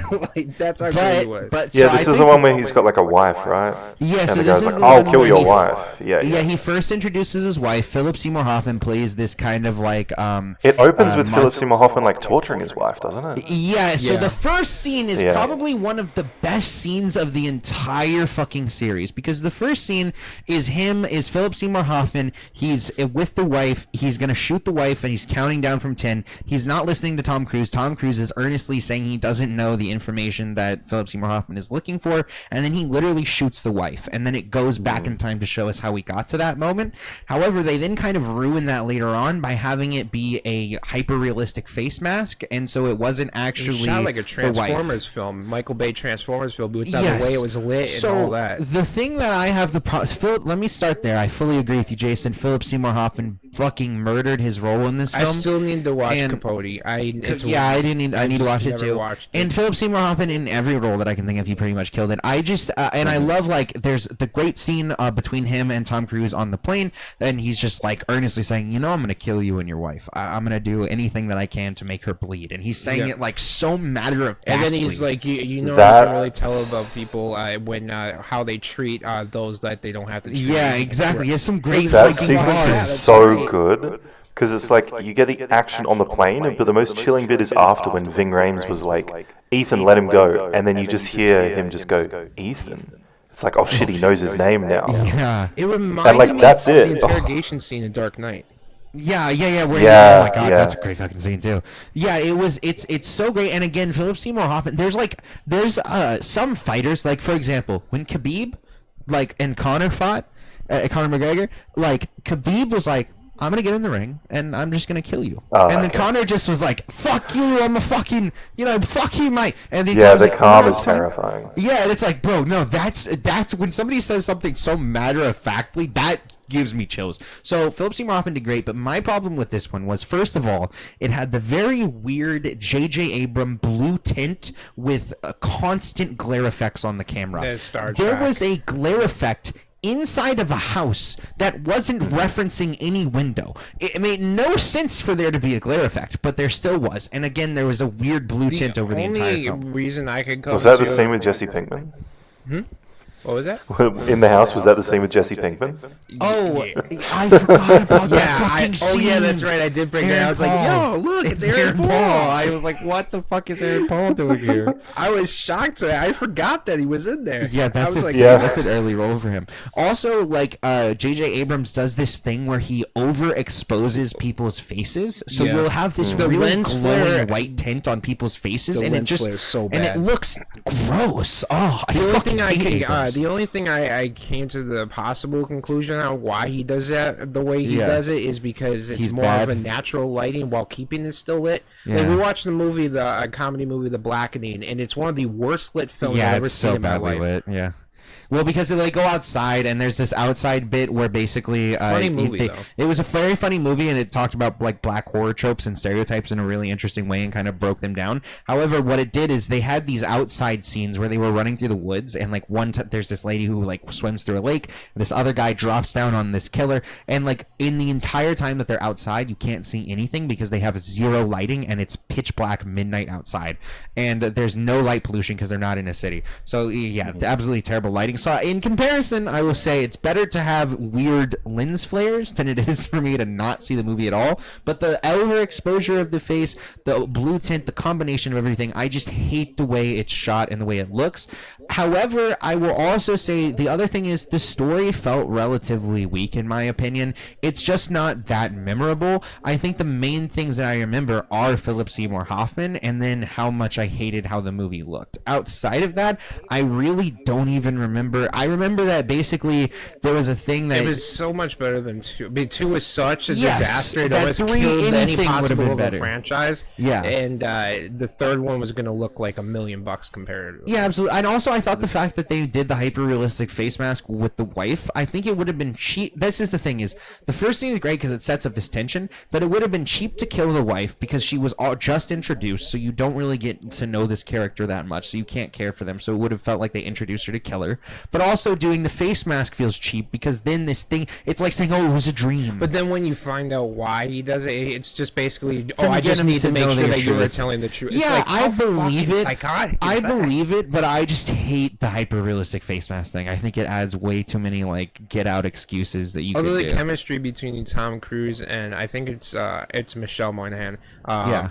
Tom Brady married the other sister. But basically, what he did, and then basically the chemistry between them two was great, especially at the end when she fires. He's like, "You did that." Yeah. It's like it's a great scene. Yeah, It's like, yeah. That was a good scene. Yeah, I enjoyed that. For me though, I would say that like some of the other ones are higher than this one. But I would say that this one's a B for me. Okay. If you guys, I'll give my opinion last. okay. But I would say for me this is a B. We can move it around depending on what everybody else says. So, Peter, what were your thoughts on 3? Okay, I thought I was gonna have to argue, but yeah, I was gonna say a B. I thought you guys were like putting it at D, and I was. Oh like, no. The lowest I but, put is like, a C, yeah, but yeah. I'd say B. No, the acting's great. Yeah, like I liked quite a few things. I mean, I liked the like more, like I don't remember the plot of it, of like the IMF stuff, but I kind of liked that it was just like this guy is like, I'm gonna fucking kill your wife, and it's more of like a personal vendetta than like, oh, there's this big conspiracy that I have to remember. It's just like, yeah. yeah. Yeah, I think that's a big problem Yeah, with the I like later it. It films. is is better. that And then you there's just find out he's just nameless- a puppet all along, which is crazy. Yeah, and there's a lot of the later. That's what I hate about spy films. A lot of times is they get to this place where everything is just a nameless entity that wants to destroy the world, and it's so generic. So yeah, I think 3. Like, I think you make a good point there, Peter. Is it did feel a lot more personal for Philip Seymour Hoffman's character, so it like added a lot of personality to it. So, yeah. And it worked because he was so good. Absolutely. Yeah, What would so- you say for your letter ranking? Peter? Oh, me. Oh, sorry. Yeah, B. Yeah. B. I thought you were moving on to Jason. No. So yeah, I mean, I can't really argue with a B. I actually, before watching it recently, I actually had it an A. But after watching it again, I hate the lens. I hate J.J. Abrams as a director. I think he's terrible. I think he's Thanks. overrated. But the one cool thing is, so when I saw this movie, Mission Impossible 3, when it came into theaters, I remember, oh, that's Felicity. That's the girl from Honey, I Blew Up the Kid. I had a crush on her when I was a kid. So she's the one. But the whole brain thing that the implants in the head and explode your brain, and then that was bring them back, crazy. and she's like, you have to kill me, and like I trust you. You're gonna bring me That back. actually It was like, good, that's yeah. fucking, And how at the beginning, like the chip explodes and her eyes like go. Yeah, and then you see oh, her That was eyes so just fall- that's just gruesome. crazy. It is. It is. I didn't gruesome. expect that coming. I was like, whoa, what the fuck? Yeah. Yeah, that shit And was it happened intense. so early. You're like, what the fuck else is gonna happen in this film? It sets the stakes Yeah. pretty high. Because you don't really know what's going on right away, Yeah. and then you're like, wait, no, he's got this thing implanted in his brain. Now he has to make his wife basically kill him and then bring bring her him back. Yeah. But yeah, the story, the acting, it's just the lighting and the directing of J.J. Abrams is mid to best. But I would have it at a B for sure. All right. This is the one where Tom Cruise starts running as well. He does the Tom Cruise run style. Oh thing. yeah, that dude, he hasn't slowed down. I don't know what the Yeah. hell he's on. Does this Dude, say Ghost well, Protocol? So the Yeah, I'm not sure what's It's Ghost what Protocol. because I these can't really posters see are the weird. cover. I can't either, but I know That it's one that Ghost you're So holding that's is Rogue Dead Nation. Reckoning. I'm pretty sure. Oh wait, this is. Oh wait, no, That's this the newest one. Dead Reckoning. Yeah, That's Dead Reckoning. Yeah. Okay. The one on the left is Rogue Nation. The far left. That's Rogue Nation. Ghost okay, Rogue Protocol? Nation was 5, right? Fourth one I thought was Ghost Protocol. Yeah, So is this Ghost Protocol? I think it might be the. No, first that's Fallout. one. So It's this that first is one. Actually, the last it's one. So that this is first 6. one. Oh no, the So first this one. is four, That's so the five. first I think we're in one. order now, right? Yep, 4, yeah, 5, we're in 6. order now. Yeah. So, Yeah. okay. So let's go ahead. Number 4. Now, number 4 actually I thought was better than number 3. I actually thought it did a lot of the. And first of all, I'm pretty sure this is the first one that brought in the guy who did The Usual Suspects. Well, I think this is the director from all the way from 4 to now. Yeah, and he did The Usual Suspects, which is one of my favorite films with Kevin Spacey. And even though he's a child predator, I'll have to add that in there. Sadly. I'm like, yeah. I'm like such a non-film nerd. I was like, oh yeah, the guy from Incredibles, and you guys are listing like actual Oh good yeah, films. Incredibles he did too. Did he I do another forgot, yeah. Pixar movie? I thought he did another Pixar movie outside. No, of he Incredibles. did. There was a couple. I can't remember what it was. Yeah. He's got Yeah. like a great list. Now Yes, on DV yeah, he's for got a directing. lot under his belt, and I thought that this one was like a really good action film. I like the idea that they were like, "Hey, we need the IMF to just go ghost," and I like the way that they really just thrust you into it with this film. Everything kind of hits the floor running a bit, and I just really thought that this one was kind of more of a return to the. Oh, this had Jeremy Renner in the for the first time. It was right? great. Yeah. Jeremy Renner, I dislike. I really don't like Jeremy Renner. Renner was gonna be Yeah. the new Mission Impossible guy as well. Well, yeah, and This was see, gonna be here's the- Tom Cruise's last film. Oh, was it? And wasn't Jeremy? Didn't he lose an arm or something? No, I don't remember Yeah. what happened Recently, with the accident. he had like a fucking massive accident, and then I've seen him, Yeah. and he just is like fine now. I'm like, what happened? Yeah, what happened? Yeah, I don't think he lost any. I limbs thought or that was anything. what people were saying. Was He like, looked lost completely his fucked arm. up, and then Oh, that makes Yeah. sense. Yeah. But so to finish, yeah, I think like- oh yeah, go ahead. yeah, go on. No, you no, go ahead, go. Peter, real quick. Okay. I was just gonna say, like, yeah, the Jeremy Renner stuff I didn't love, but I get that they were like trying to set him up. But I would have liked if they had him as the new guy. That's the thing. I really didn't like. I don't like Jeremy Renner, and I just didn't mind him in this film. He though. hasn't really like, been anything that anybody really cares for. That's true, but Yeah. when I just I mean, when they he's tried to make so, him the new Jason Bourne, which is stupid. Have you heard Like, his music career? No, I don't pay attention. So that's what I think. So he made a song that sounds exactly like the Ford F-150 theme song. Okay. And I think it actually got used in a Ford commercial. and it's the most generic rock song in the history of the world. And anytime I think of Jeremy Renner, that song comes to mind, and that has ruined my outlook. Plus, he's mid as fuck as Hawkeye, so I just always look at him as like very mid to just sucking because his music is horrible.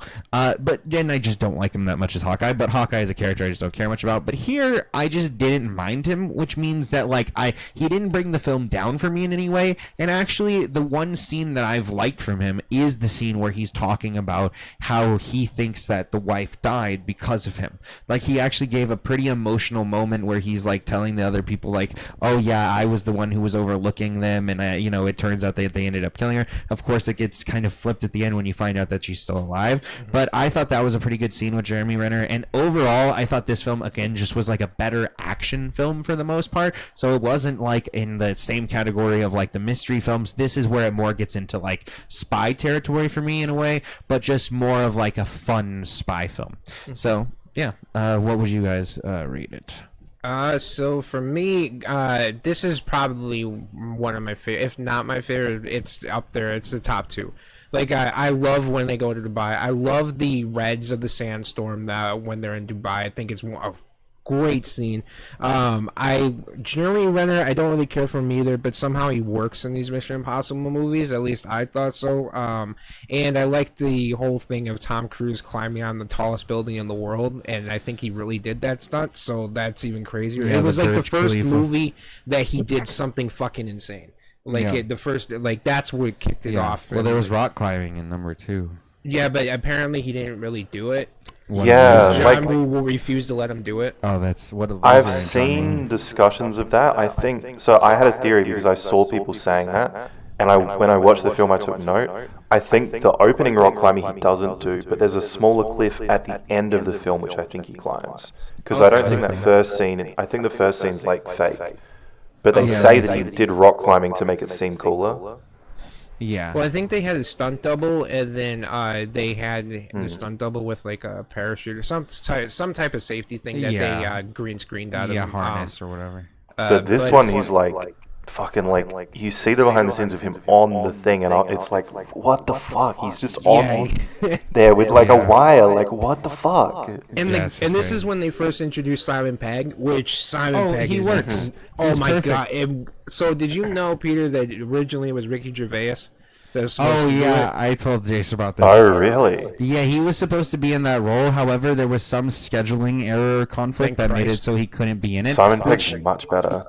Oh yeah, Yeah, by far. Ricky He Gervais doesn't is come such across an as like a asshole. douchebag. Like Yeah, and like Simon Pegg comes off as this nice, wholesome character, and like, especially in the new one when he's like, "My friends," like, what do you appreciate the most? Well, or then he's whatever? trying to get Ethan Hunt to climb out the way. He's like, you just climb, you just go out there. Oh, yeah. And it's like, dude, what are you out of your mind? And Yeah. they, like, Or the new one when he's like, I'm dealing with a lot of stress here. Yeah, Just jump off the fucking Yeah. mountain, Ethan. That's a great scene. I love that. and then it's just quiet. It's like And you're he's just like, all right, fuck it, I'll do yeah, it. all right, I Yeah, guess. that's a great moment. But to me, this is definitely the story is fantastic. The villain was fairly decent. It was just hard to top Philip Seymour Hoffman, the third one for me. True. But I just like, and I don't know what was the woman's name that was like the main female character as part of the team.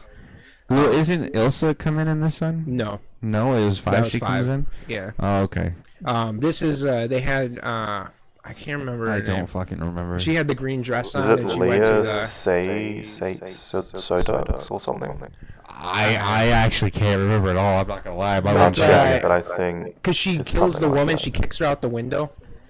Oh yeah, no. Leah Oh wait, Say- Yeah, they said oh, don't kill yes. her. No, I really And then liked she her does- too. What the fuck happened to her? Well, because that bitch at the beginning of the movie kicks off Oh, where I see. that her boyfriend or her husband or something is killed by this Yeah. rogue assassin Yeah. who's going around killing the agents. And so she just leaves. She's like perfect for the game, and then they're like, nah, we're Because just it's the gonna let you Noctis, out. isn't it? That's the big Yeah, thing. I'm pretty sure they were going to get the Noctis. Okay. Or no, the first one was the Noctis. Oh yeah, The first one was what Noctis. was that? The fourth one was that like The a diamond. Oh, nuclear codes. Yeah, that's yeah, right. they Yeah, trade the nuclear. diamonds for the nuclear codes in the fourth. Yeah, one. that's right. Yes, yeah, and but I really liked her, and I don't know why they didn't just keep her for further films. She was really good. Yeah, she was really good. I really liked this movie a lot, and it kind of just set the the tone for the whole rest. team, and everything. Like you really had like Vin Rames was always going to be the staple along with Tom Cruise. So it was then cool to have another staple character like Simon Pegg to come in and kind of balance everything out. But I love this movie. I kind of have it as an S because I really, really love this movie. So I would actually have this as an S. Okay, well, what would you say, Peter? Yeah, I really liked pretty much every set piece here. Like the Kremlin stuff was really cool, and that device that they had, and the ending stuff in some Southeast Asian country, right? I can't remember which one it was, but that was really cool as well. Like the scene with all the cars, the car park scene and stuff. Oh yeah, the car park scene where they're all falling down or something, and that's right. The They're dude in the literally big, drops himself down so Ethan can't get the briefcase. Dude, the fact that it's like so much is practical, like makes it hit harder. Like when he fucking gets in the car, I was like, holy shit, he's just going off.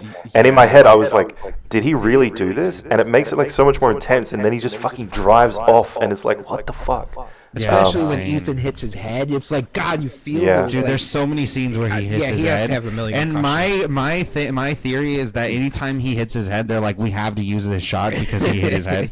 So it's got to be worth it. Yeah, because like I think the best thing they've done, even if like a lot of the stunts are like stuntman and he just does the big stunts, I've seen the scenes where he like broke his leg doing a jump from building to building, so I know that he does little stunts. So in every film, it's like any of the stunts could be him, which makes it cooler. But yeah, the Abu Dhabi stuff, like the building stuff was cool, but when the sandstorm comes in, that was so fucking cool. That might be my favorite set piece in like any of these films. Because it was so interesting and like unique in like an action film to have like you can't see anything and then the car comes right towards him and you're just like what the fuck, because he's following him on the tracker, and it just that whole sandstorm just makes everything feel very claustrophobic. Anything can happen around you, and it's just true. crazy. That's very true. So would you say that fucking the scene of him running out of the Burj Khalifa with the sandstorm behind him is just like stuck in my head. I could agree. Like, I think this one might be it's one of my favorites. So AS. Okay, I'd be down to put it at an S because I'm between. There's one other one that I would put either between an S or an A, and this one was one of those other ones. So I'm okay with an S. I especially didn't think they were going to top 3. So when 4 came out, I was like, holy shit, they actually top 3 for sure. Okay. I feel like I liked this one better than Rogue Nation is the thing. So yeah, I think I'm Rogue with Nation you on is 5. Yeah, Rogue Nation. I hate Rogue Nation. I hate this one. I think that this one is a D. Personally, I know I'm very much not in line with everybody else on this one. I think Lane is one of the weakest fucking characters to ever grace the screen. He is not at all in any way intimidating. He does not sell his philosophy. His philosophy also makes absolutely no sense because it's the most basic reading of anarchy that literally if you speak to any anarchist for more than half of a second, you will know that they don't believe any of the shit that this fucking guy is putting out. And it's particularly made clear to me that he is one of the reasons I hate this one so much, because when Henry Cavill comes in the next one, who's technically inspired by Lane's character, there's actually a feeling of like intimidation and whatnot that I get from him that like was not at all present in this one. On top of that, I feel like they just rehashed a lot of previous shit and just redid similar scenes just in kind of different variants, and so this one for me was just fucking boring. Well, this is the first one they introduced Alec Baldwin. Oh, also, I don't care. Yeah, they have Trump in this. They have what? Trump. Isn't they have Trump. Yeah, and they have him. You know, he also just got back from killing somebody. So the UK Prime Minister is Tom Holland. What? Like the actor that plays the Prime Minister of the UK, like in the end of the film, is called Tom Holland, right? No like I remember this. Yeah, he's the rest of the film. I must have missed that. I had no idea. That's fucking funny as fuck. I just, and on top of that, Ilsa is like pretty much just another iteration of every other. It feels very similar to his wife. Yeah, and it feels like Except for she's an agent. Yeah, it's like that's like it felt like they were like, hey, listen, we made this whole thing where he can't be with her because he needs to save the world, like the wife. So therefore, we need to have some agent love interest that he can take for his love interest. I don't. And then now it's Grace, so he's on to a new bitch. Literally, is the bitch he had an interest in for 3 movies dies, he's immediately to a new bitch. Very weird. Yeah. Anyway, I didn't like 5. What do you guys think? I only saw this movie once before we recently watched it. I thought I hated this movie when it came out because I remember seeing it in the theaters and I just remember not liking it as much as 4. However, it's not as good as 4. But I actually enjoyed it on the second viewing more than I actually originally thought I did. So I really like the stunts in the film. The syndicate thing I can see is kind of lame. I don't really care for the guy who plays Lane either. I hated him on the show Heroes back in the day on NBC, which gave us Hayden Panettiere. It's just... I mean, I get you not liking the Lane in that because it feels like a lame villain, I guess. But when they get him trapped in the box at the end, I thought that was like really creative. And it was like, okay, they how they caught him because they couldn't catch this guy. But and then they have Ilsa. This is the first time that we're seeing her, and now, I mean, it's definitely not one of my favorites. I would say it's probably at a B. I think it's on the same level as Mission Impossible 3, personally. Okay. What do you say, Peter? Yeah, I liked the setup in this one. Like, I liked that they tried to do something different with the syndicate coming in, and like he gets his mission, but then it's like, we are the syndicate, blah blah blah, and it was like an interesting setup. And then he's like on his own for the rest of the film, right? Well, then he gets the team, but like I liked that they tried to mix it up, and as I said before, I didn't like it as much as 4. But this is the one with the I still record thought it was store, right? Yeah, that's the scene I was thinking of. Yeah, because that's a really cool scene as well, where his like it gets all gassed and his hand just like touches the glass, and then he's hearing the same message, and it's like we are the syndicate, and where he's like, what the fuck is going on? Like, he's watching. Your mission, if you choose to accept it, is to like die or something. Like they. It's pretty cool. It's a good twist on what they've done before. But yeah, like I didn't like them still having Renner in this. I don't think he's in it that much, is he? But he's still like... He's like the head CIA guy. I thought that was like a natural progression that I could understand. I enjoyed him more in 4. Yeah, I thought he was better in 4 as well, because he had more of a backstory and a reason to be there and existing. Yeah, there was an emotional aspect of his character. And then after they get rid of that emotional aspect of his character, it's like he's stripped of his unique aspect. Like, that was the cool thing. Yeah, he just becomes Hawkeye. Yeah, straight up. So so I thought this one was pretty good. I mean, I'd say it's like a B or an A for me. But okay, so if it's at a B or an A for you, I'll put it at a B here. I would say it's at least lower than 3, but that's okay. And then, so let's go to the next one. Fallout is the other one that I would put either at an S or an A. I love this one. I thought the natural progression over to Henry Cavill's character, and the way, here's the thing is, I thought it was really stupid that he was like trying to spin this whole tale to Angela Bassett's character about how, Hunt is actually Lark. But then when it turns out to actually be him, it was something that becomes slightly obvious as you get closer to it, but overall was pretty unique. And I liked the idea that he was telling you his own plan earlier on and then trying to attribute it to Hunt. Thought all that was great. Angela Bassett also works fantastic as like the CIA director. I love her as an actress.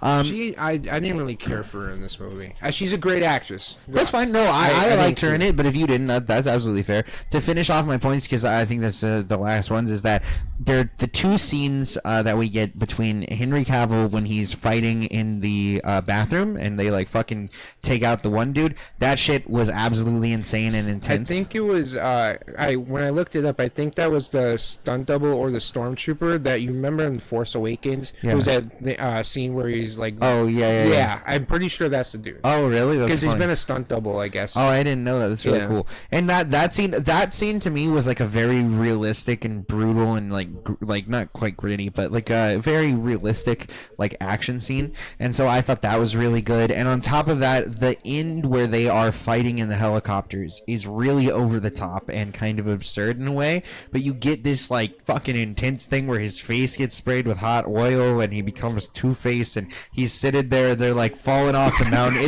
It's really intense and over the top in the most fun of ways, and I just really thoroughly enjoyed it. And I'm not a big fan of Henry Cavill either.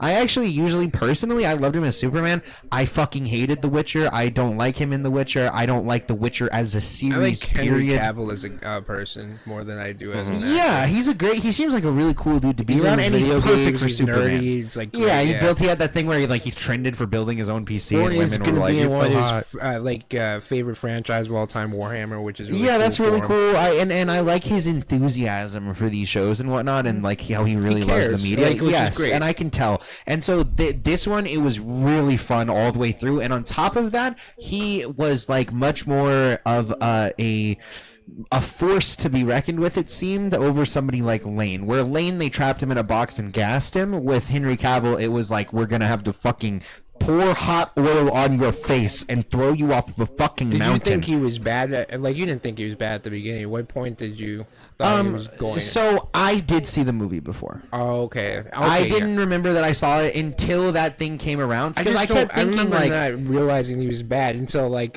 I near the thought, end. I dude, was see, like, because here's the thing. I was like, Henry Cavill, I was like, why do I get this feeling that Henry Cavill is like bad? And then when it came about and the scene happened, I was like, oh, I saw this movie. I know. And then Lane's also in And this remember, one, I was too. like, doesn't somebody die next? And because that's why I was like questioning, like, did I see this? And then immediately Alec Baldwin died after I said that, and I was like, yeah, I fucking saw he this closes movie. his eyes. Yeah. So I like that. Oh wait, there Yeah. was the one scene where he held the gun, and then you had said, I think that's what he Sorry. said on the set. Dude, so basically the scene where he like whips out the gun and flips it onto Henry Cavill, he like twists it in the way they say that he did on the set of Rust when he shot that poor lady. And he essentially says, hey, he flips it and points it at Henry Cavill's like, do you want to see if this one's loaded? Because his other gun that he just had was not this loaded. one- And I was like, bro, that's exactly what he said on the Rust set. Except for there was no drunken bitch who wasn't doing her job properly. Yeah, on and the then me set. and Jason came up with this sketch where there's like a fucking character who's like on I a movie do set. my job yeah, as best I yeah, can. point the gun at me. Point the gun at me. Please just not loaded. Yeah, that'd be great. Anyway, so I did. That's the only reason now, and I don't remember seeing this movie the first time, so I'm sure I didn't realize really he remember was. as much either. Yeah, exactly. So I'm sure I didn't expect him the first time I saw it, but because I had seen him before, there was like something in my brain. I was like, oh yeah, Henry Cavill's a bad guy. But yeah, this one for me would be at an S. I think it is. Also the final thing, the inclusion of the wife in a really seamless way that shows That she's married That at like the it's end. this selfless love between her and Ethan that's so clear between them. This connection that they have, but they're never able to attain because they know that they can achieve greater greatness separate than they ever could Well, together. Ilsa makes more sense for Ethan. And it does. Because she's an agent, and she she can be knows the alongside him rest, through all those and he things doesn't as wanna well. put her in that, which Yeah, is great. exactly. And so, and the way that they have like the wife interact with Vin Rames when they're like doing the bomb and trying to defuse it and all that was fan fucking tastic. You have that intense scene where Lane finally becomes someone intimidating and starts to fucking hang Simon Pegg. Yeah, exactly. Dude, that shit was intense as fuck. She kicks the box underneath his feet. Yeah, dude. Oh my god, that was this. I That liked movie- Ilsa. Like, I thought she was a great character. I thought she was weak when she was introduced in 5. I think in 6 she started to find her own. Exactly. Like she really started to become a more filled out character And that I I thought really it was a good enjoyed. closure with the ex-wife. Yes, I did too because again She it moved on, showed. she got a new husband. Yeah, and it showed how they Yeah. did love each other. They'll always love each other, but they know that they just can't be together, and it's a really interesting dynamic. I love it. S tier. What do you guys say? I mean, I definitely have an S tier. Fallout's probably my yeah. Those are the top 3. I do like Dead Reckoning. We'll get at it next, but Fallout. I agree with you. I just enjoyed everything about this film from start to finish. Lane at least felt a little bit more menacing, I guess. Yeah. Although he started to talk to Ethan in the car when he was driving around, and then he knocks. So again, it feels like there's a Dark Knight scene because remember in Dark Knight when they have all the highways or whatever closed off the streets, and then he hits the side of the truck and knocks it over. and then that's basically what happens. And Ethan hits the side of that truck and knocks yeah, in I the water. remember. Yeah. So there's a lot of scenes that when I watch these Mission Impossible movies, I'm like, a lot of these scenes are similar to Dark Knight. There's some for things. sure. But I like Henry Cavill as an addition in here. Overall, I definitely, it's one of my favorites. Okay, what do you say, Peter? Yeah, Henry Cavill's a great addition. He's great addition to this film, and Vanessa Kirby's a great addition to this film as well. Oh yeah, Yeah. Oh yeah, and she takes Max's role from the first movie, and like she's like the daughter of Max or something. And then she, the one thing real quick I like too is that Max and her character, it's almost like you get to see Max in the first movie as the older woman, and she's like hitting on dudes and still trying to use sex as a way to talk people into doing certain things. Yeah, even like talking to Kittredge in the first one. Exactly, Yeah. and then and then when Alana is introduced, she's shown to also have like this kind of sexual nature of things where she she passionately kisses Tom Cruise on the side of the river and shit like that. But then she's just like this very dominating and very cold. Yeah, exactly. Like doing, like she will do whatever the fuck she needs to do to get shit done. And I just love that dynamic entirely for sure. Anyway, yeah, Peter. Sorry, back to you. Yeah. This one is my favorite of all of them. And I think all of the helicopter stuff, like, I don't think it's as cool as like Maverick and stuff, but it's all like he actually did that stuff as well, right? Because the camera shots are kind of weird at first, how it's like kind of like mounted to the helicopter. Yeah. Where it's like normally you wouldn't use those kind of shots, but I realized watching it, Tom Cruise must have been flying the chopper. That's why they're showing him flying it, not like cool angles of it. Yeah. So it's shot weirdly, but like it's cool because he's like doing the stunt and everything. Yeah, I mean a lot of the stunts in this one are really cool. I think he did the dive as well, didn't he? The free dive out of the plane or whatever the fuck with Henry Cavill. Yeah, I forgot about that. That shit was sick. Yeah, and yeah, I really didn't know if the helicopter shit was real, but now that I think about it, you're right. It must. Well, like, and then it must be. Well, I forgot they kind of introduced more comedy into this one too. Like they started Simon, like kind of like Simon Pegg and Tom Cruise. He's much more of a main character, yeah. and he's much more of a comedic relief. I like that. Yeah. Like, how did you end up in a helicopter?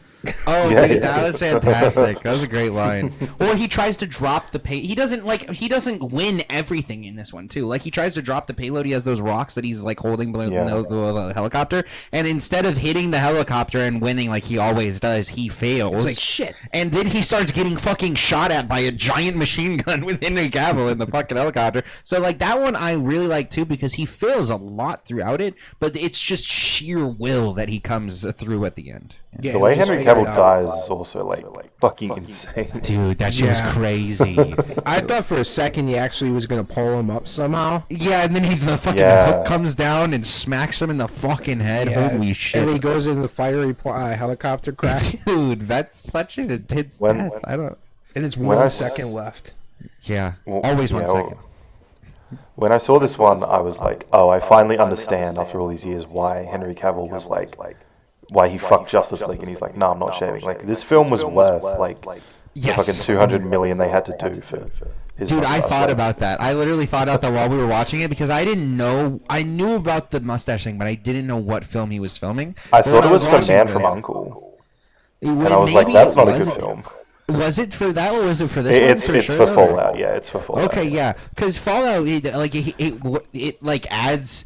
His character would be very weird if it just all of a sudden lost the mustache, and on top of that, he looks way too much like Superman, especially playing the character. Yeah. So to me, it's just like you need the differentiation. Yeah, exactly. And so like to say, I agree, it was worth it to say, "Fuck you, I'm not shaving this mustache. If you want me as Superman, figure it out." There was one thing I forgot to mention, but there was one thing I really loved at the end when basically Luther and the wife the ex-wife are cutting the wire and the screen goes all white. Yeah. I was like, this is fucking great. Oh yeah, because you don't know whether it exploded, and then you see Ethan on the side and you don't even see him with the receiver at first. It starts to zoom out, and then you see he has it in his hand holding it down. It has that great suspense. This director, I forget his name, but he is very good. Christopher McQuarrie. Yep, there you go. Thanks. Yep. Yeah, so fucking. This is like his fourth film as well. What was that? This is like his fourth film as well. He did like Jack Reacher, Rogue Nation. Oh, yeah, I haven't seen Jack recently Reacher. watched Jack Reacher. I forgot how. It's the second time. It's one of my favorite Tom Cruise movies. It's He's such like- a I've never great seen it movie. in my life. It has Gone He's- Girl, bitch. It has Gone Girl Bitch? Yeah. Dude, what's her name, bro? Why do we call her Gone Girl Bitch I every mean, time? like, listen, it's her most prominent role, okay? Fair. He's one of those Absolutely weird fair. guys in the industry where like he's uncredited for writing like X-Men, World War Z, like fixing Wolverine and apparently Rogue One, but like he's uncredited for it. But like he said in interviews that he did that stuff, and now he's finally like a director on these Mission Impossible films. So he's like he's pretty good at what he does. Yeah, he's very good, and it was crazy to me when I looked up his name, and then I was like, "Wait, he did The Incredibles? That's fucking awesome." Yeah, 100%. That dude is. For me, I was like, oh yeah, The Usual Suspects, because Usual Suspects is literally one of my top movies of all time. Because when I first saw it, I was really young, and so it kind of like blew my mind. Because I already loved mystery books, and so to have like a mystery with an intense twist, and then Kevin Spacey Well, Tom walks away. And all Clancy, that, I always played the games, and I read some of the books, and Yeah. I've always watched Tom Clancy movies. Fair. Mission Impossible felt like a more popcorn version of Tom Clancy movies. Yeah. I So agree. that's well, what I isn't really it based on a television show as well, or something? Yeah, like that? like a British TV show from the 60s, I think, or 70s. Base. That's usually makes the best cinema for some reason. Random shows from the 60s So we and definitely 70s. all agreed on our S tier. No, that's true. Yeah, I think that I'd the put only this one one that in S, but I'd put it at the top of S personally. Like this was my Okay, favorite so one. I would put. So let's just order these. I would put this one below these two. Is that fair to say? That Protocol, Yeah. Ghost Protocol, is below Fallout and 1. I would Okay. actually have the first Mission Impossible. I would have second. Okay, I still have first Mission Impossible at Probably because a I've 1. just seen it so many times. But I also have, I'll admit, you might have a bias for that reason. I might have a bias because I fucking love mystery movies and I love like super twisty movies. John Lovitz. And that one pulled off the twists and the mystery aspects better than any of them. And I can't remember the director for number 1, but the director for number 1 did, I know Robert Towne did the screenplay, but the director did some other really good mystery movies as well. So, it was Brian De Palma. Fuck, what else did he make? I'll have to look it up in a moment. But he did like a couple of fantastic movies prior to that as well.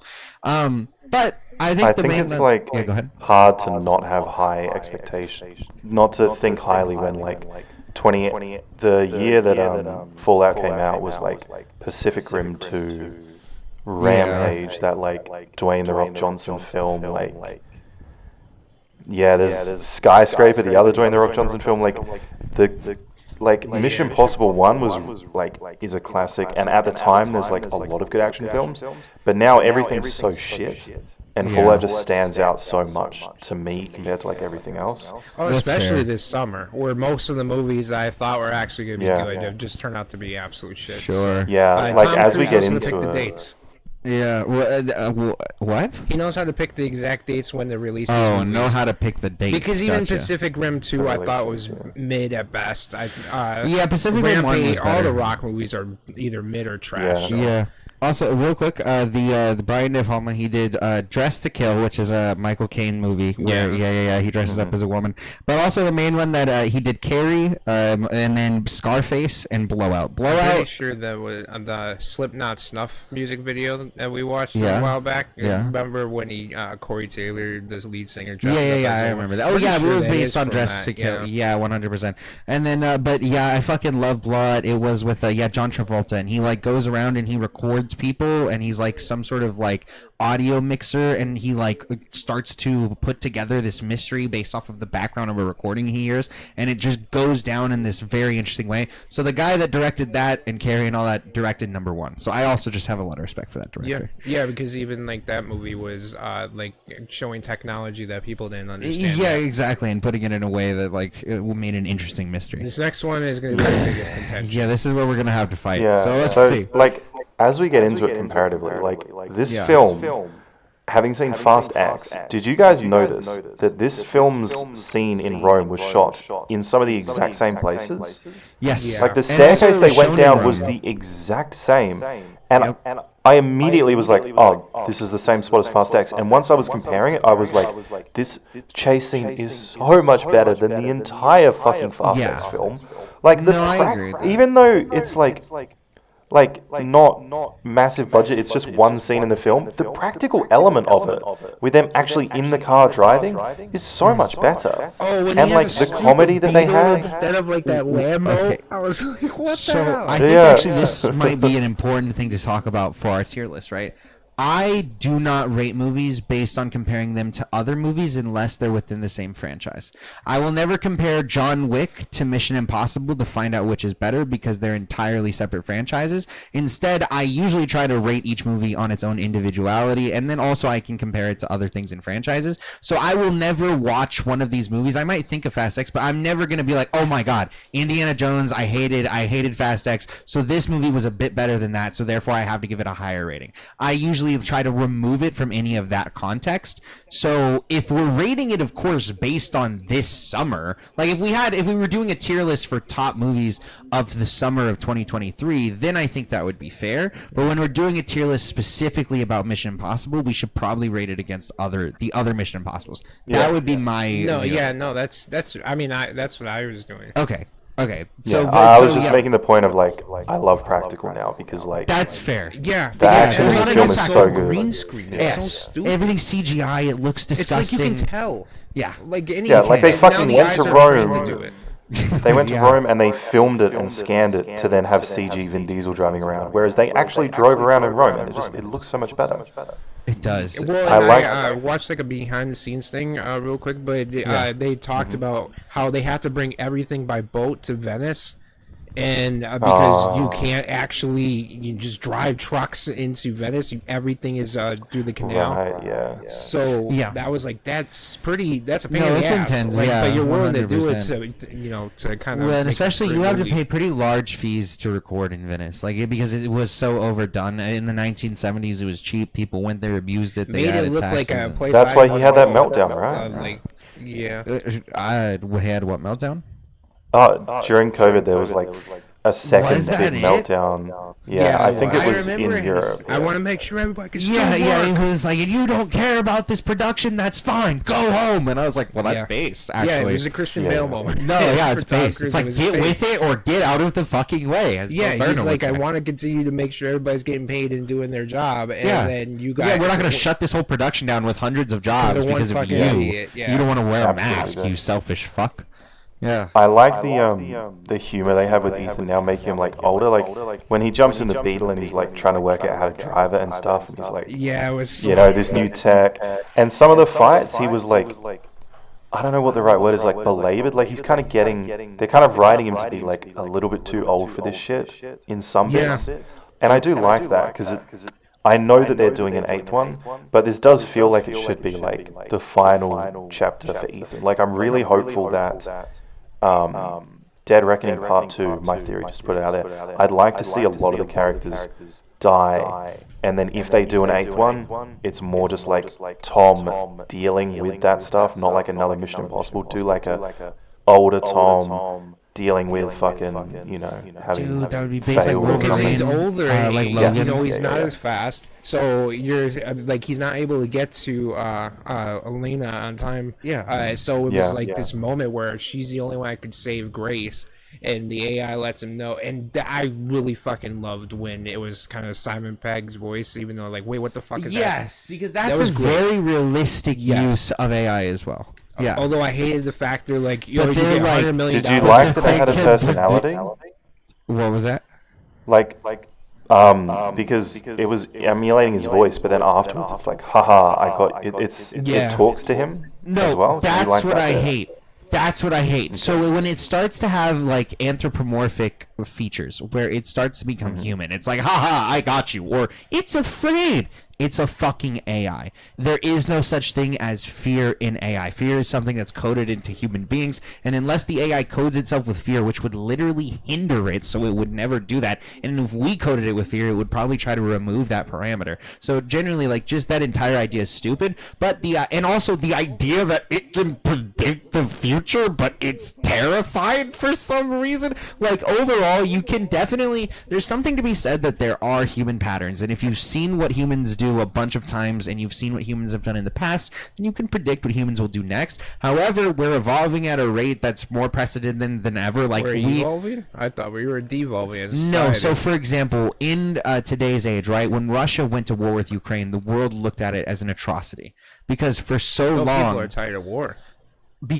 That's the first time in history that people have been tired of war. Yeah. Warring is of just a fact of nature for as long as humans have had weapons. Well, that's why the military numbers are down. Well, exactly, and like, well, I'm not gonna die for a fucking country for 100%, and that's why even in Russia, so many defectors have like happened and shit like that. And generally, the world looks at these things as an atrocity. If it happened 50, 100 years ago, it would be looked at as another thing that happened. If it look what we did to Iraq, and people were like, yeah. No, I remember it. Like, I felt like I was the only one sane enough to sit as a 14, 15-year-old kid sitting there and be like, hey, we shouldn't go to war with the country because of some president who was being run by a fucking psychopath. Yeah, doesn't sound legit. Yeah. And on top of that, it sounds like it's we just want basically the oil. Penguin from Batman.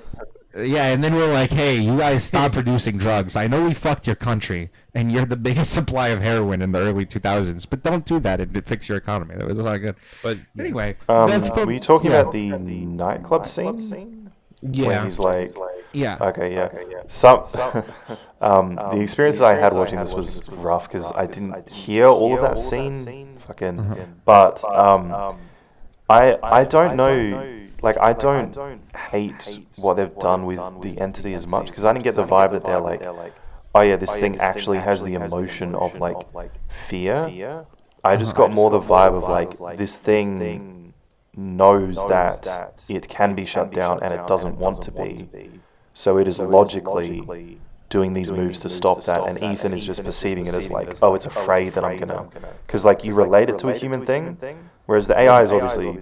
What I thought was just logically like, I have to stop Ethan. He's like, oh, it knows that I'm onto something. Yeah, like Skynet stopping John Connor by any cost. Vin Rames said it, but they don't in Terminator. They never say it's afraid. And also Vin Rames, a very emotional character. Knows that John Connor is the one. Yeah, I agree. No, I don't disagree with anything that was just said by you, Peter. By the way, I think you're totally right on that one. Not that that's what. I don't think the intent of the film. I might have missed something in the scene, which is why I brought it up, because I didn't get the full dialogue. So Vin Rames says, and again, Vin Rames is the more emotional character that brings forward these things from people. Like when he has the emotional moment with Ilsa saying, "Hey, you should leave," and I think it was like 5 or 6. Then going back to the emotional thing, he's talking to Ethan as he's pointing out the Philip Seymour Hoffman mask, and he's like, "Ethan, I think it's not good that you're with her. It's not gonna work." He's really talking on the personal side of things. So when you have Vin Rames come forward and say like, "It's fearful of you, Ethan," and then. And it feels like a Disney thing. It's scared. And then you run with that for other characters to say it as well. It felt to me like the intent was to portray it as like an actual feeling of fear. And especially when you have those moments where like after the whole AI thing where he like AI is the voice of Simon Pegg, he's then like, it doesn't matter where you go. I've got you. You're not going to be able to save her now. Like that's a petty thing that like a human would do. That an AI wouldn't do because there's no use for it. Gabriel is like controlling someone. I see. If they do a twist like that, I'm okay with it. Yeah. If there's a twist where it's like, oh, the AI isn't sentient, this was all like a psyop, so that way this Gabriel guy could take over the world, I'd be down. Half the story, so like once the second one comes out, now if it's a thing where it is like it is basically Skynet and Ethan Hunt is John Connor, then it's kind of like okay, it's kind of we're rehashing some weird shit from the past. But if it is like Gabriel is basically, I could see that being a twist, and that would actually elevate this movie. So for me, I'm okay with having it at a B because I don't think it's much better than or worse than Mission Impossible 3. I think that this one should be at a C5 still for me. So, but I'm just saying that obviously we'll leave it at B. But I think this one is a little bit better than 5 for me because there's some interesting aspects. There's some like philosophical things that they bring up that are somewhat valid, or the thing like the whole Simon Pegg thing. It's like kind of a scary moment when you realize he's talking to the AI, and so but then to have that like the thing where he's like, haha, I got you. It just feels so fucking weird, comic book villainy. And on top of that, I'm just so tired of the spy nameless entity things, and then they literally went in and got a nameless, faceless entity reality because it's an algorithm, and made that this unattainable, non-physical thing the primary villain, which doesn't, like, Gabriel is the villain. Gabriel, I don't care Yeah, about. Gabriel throughout the film, I really thought was gonna kill Ethan. Like there were obviously there's an eighth one, but Yeah. there were a lot of moments because of his age and that he is older. Like I felt like Gabriel had an upper hand and could possibly kill Ethan if he wanted. Yeah, I felt that. I And so he like had the those knife moments. to his throat. True. What did you say? I liked Gabriel. I got like obviously he wasn't as good an actor, but I liked the connection that they gave with him, similar to Mission Impossible 3, where he kind of just had this personal. It's the other way around, where Ethan's like, "I'ma fucking kill this guy because of what he did." But I liked that it was more of a personal thing. Like I didn't really get. I don't know if they ever explained what Gabriel's connection to the fucking entity No, was. they didn't. They didn't. And So, Okay, that's yeah, he was also just kind of how they there write. because Tom Cruise hates him, and I was like, yeah, fucking get him, yeah. Tom. The only thing I can gather is maybe like it was Ethan Hunt. It's maybe family. I don't think it's a family member it has because to his be his parents. girl or something. His parents were in the first film. So, but I think it's got a girl. I think it was Yeah. maybe his first wife, possibly. And or they're something. probably gonna unveil that in the second one, but in this one, what they do is they show you this brief glimpse of him killing somebody, and at first it seems like. So here's my question: if Gabriel, killed this woman, and Tom Cruise didn't kill Gabriel, what was the dirt that Tom Cruise I think constantly Tom alludes got to? blamed for the murder. Okay. I think. That would be more. Did they ever like further allude to that, or is that That's just kind of like a that's working theory? that's my Okay, theory. I think that makes sense because I mean that would like if he got blamed for it and then, but like, how would the, But they the said government set that up? They or said the that he government did just stuff. doesn't know? So they said that he did stuff. So I assume he was like doing like bad stuff, black market shit. Because he said that he had like a lot of stuff, and the only way to get out from it was to join the IMF. So he Yeah. probably did some shady shit, and then Gabriel And killed then his he wife. got involved with Gabriel, and then the wife got killed. Yeah, Okay. it kind of alludes me to believe in that as well. Is like when Ethan Hunt basically tells Grace, just tell Kittredge that you accept. Like they'll go, you'll join IMF No, because I he'll like understand that your bit. talents, and that kind of made me think that Kittredge saw Ethan's talents. Well, and that's he what was he said similar. earlier. Yeah. He said that in the Yeah. film earlier. That he had have- been given a choice. I have one really big complaint and one really big positive about the train. So my positive is I really like that Ving Rhames had this whole speech to Ethan, and I like connected with it. I was like, yes, he should not Yeah. kill this guy. But when he got face to face with him, he was gonna fucking kill him. I like that he just like gave in and he had to be stopped. What I didn't like was like, did Tom Cruise never know that Kittredge was on the train? Because it felt like that was going to No, be a he big twist, mentioned- and then he just, because like, was it like Kittredge's like a villain now? It felt kind of Mission Impossible 1-y, like twisty, but then Everything I is don't- supposed to come I back don't to Mission remember Impossible 1, I the think. the other two agents' names or whatever, but the ones who were hunting down Ethan. But they had Yeah. basically Kittredge wasn't supposed to be there, and even those guys said, "Oh yeah, well we don't have to tell you, sir. You're not even supposed to be here." Like so. Yeah, they well, it didn't felt know like it that was- Kittredge was on there. it felt like it was But setting it John- up because I he thought- was like, because Tom Cruise was like, when you like, he was like, you'll meet this guy called Kittredge one day, tell him this stuff. And then she meets Kittredge and she's like, oh, Kittredge, you're here. And I was like, oh, is the twist going to be Tom finding out Kittredge is there? And then they just never did it. Well, and also, didn't you just say though he? Well, wait, hold on. I thought he mentions Kittredge's name when he's on the train. Does he not? Tom Cruise. Yeah, well because Tom he tells Cruise. I didn't- Grace to talk to So Kittredge. then, but like, I don't think he was just saying, "Hey, at some Well, no, point." because no, he I said, think Grace is going to in- get arrested on the train. Yeah, before the No, train, I okay, think that's he says, when you get arrested, like, basically ask for Kittredge. Like, Yeah. you'll be arrested by him. Talk to him. But I don't think, I might have to rewatch it, but I don't think Tom knows that Kittredge is there. But they didn't yeah, do like I'll a have to twist watch of it. Yeah, maybe or he just. anything. Oh wait, no, you're right. I think he would only talked about the two agents that were hunting him or whatever, and then Yeah. they let them know that you want to talk to Kittredge, and then like because they didn't know Kittredge was on the. So I'm assuming Ethan didn't know either. So Yeah. yeah, which Because I would have don't liked know to what see him be Kittredge's like, whole what the point fuck, was. Kittredge? Yeah, what is his whole role in this? Kittredge, yeah, because he's not really. I think he's supposed to be back at the head of the fucking IMF because obviously It he's feels able like- to give her protection. Well, he said and he shit. knew Alana, right? He said, well, he knew Alana from a kid because remember Yeah. number one. Oh, wait. Max is. I Yeah, it wonder if feels like Kittredge they're is, setting is something Kittredge up. her father? No. So No? Max from the first one, the Yeah, old no, I lady has remember. so he was saying how he went to meet with Max and she was 12 drinking tea. Yeah. Oh, that's So he yeah, just yeah. met her as a child because he Yeah. knew her mom. It feels like they could have done the twist already, but they're saving like, oh, Kittredge is bad twist for like the next one, which is like one of my only big gripes with the film.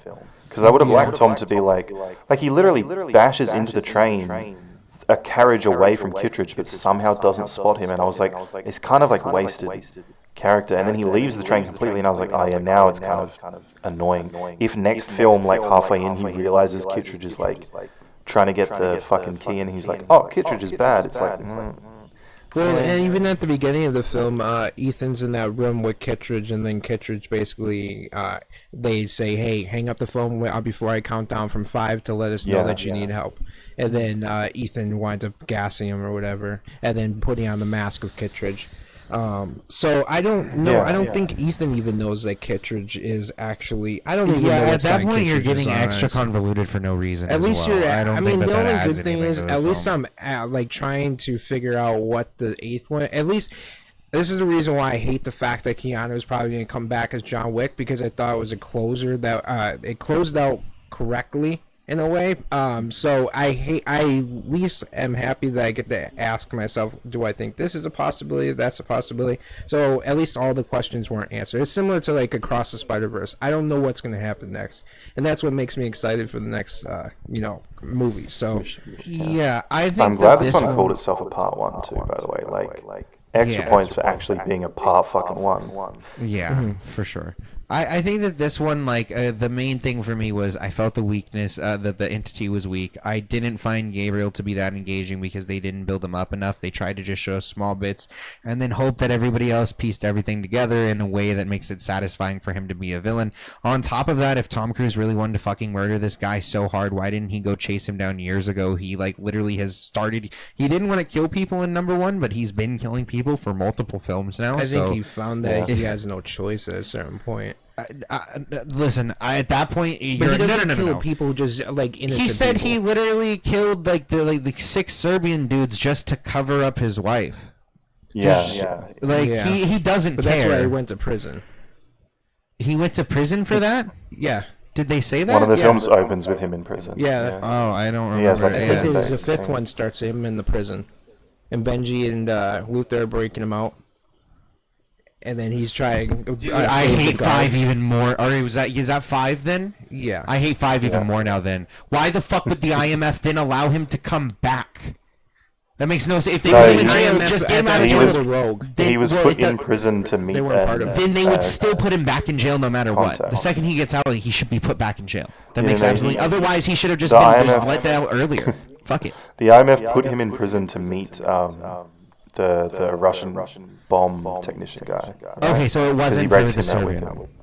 Okay, I think so it wasn't because he I killed think the that's the Serbian. reason that they gave. Like that was the crime he was charged with. But the IMF Oh, wanted so a specific okay, prison. so he was Doesn't just he have put a in as a beard when spy he's in for the prison? IMF. Okay, got it.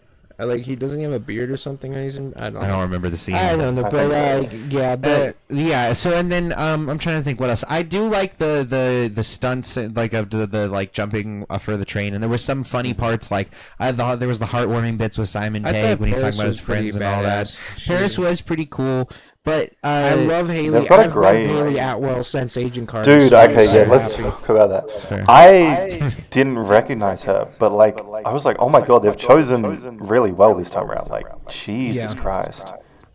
Yeah, she never got her spotlight I felt like she deserved, and even like she talked recently about Doctor Strange 2 and the fact that she thought it was stupid where she says she can do this all day and then she just gets cut down like immediately. Yeah. And then she's just like, yeah, it was just such a waste. And then it's like she's finally at like 41, she's waited 17 years or whatever for this moment. She's It's like- 41? Yeah, she's 40. I know. Oh my god, I hope my wife That's looks crazy. like that at 41. Fucking hell. Facts base. But I love. She was the only reason why I cared about Agent Carter. But she's a big reason why I love the first Captain America movie so much. Yeah, she's great. So I was happy she was in it, and then I mean, this is gonna be the 8th one's probably, it's got to be the last one, because why else kill Elsa in in the 7th one?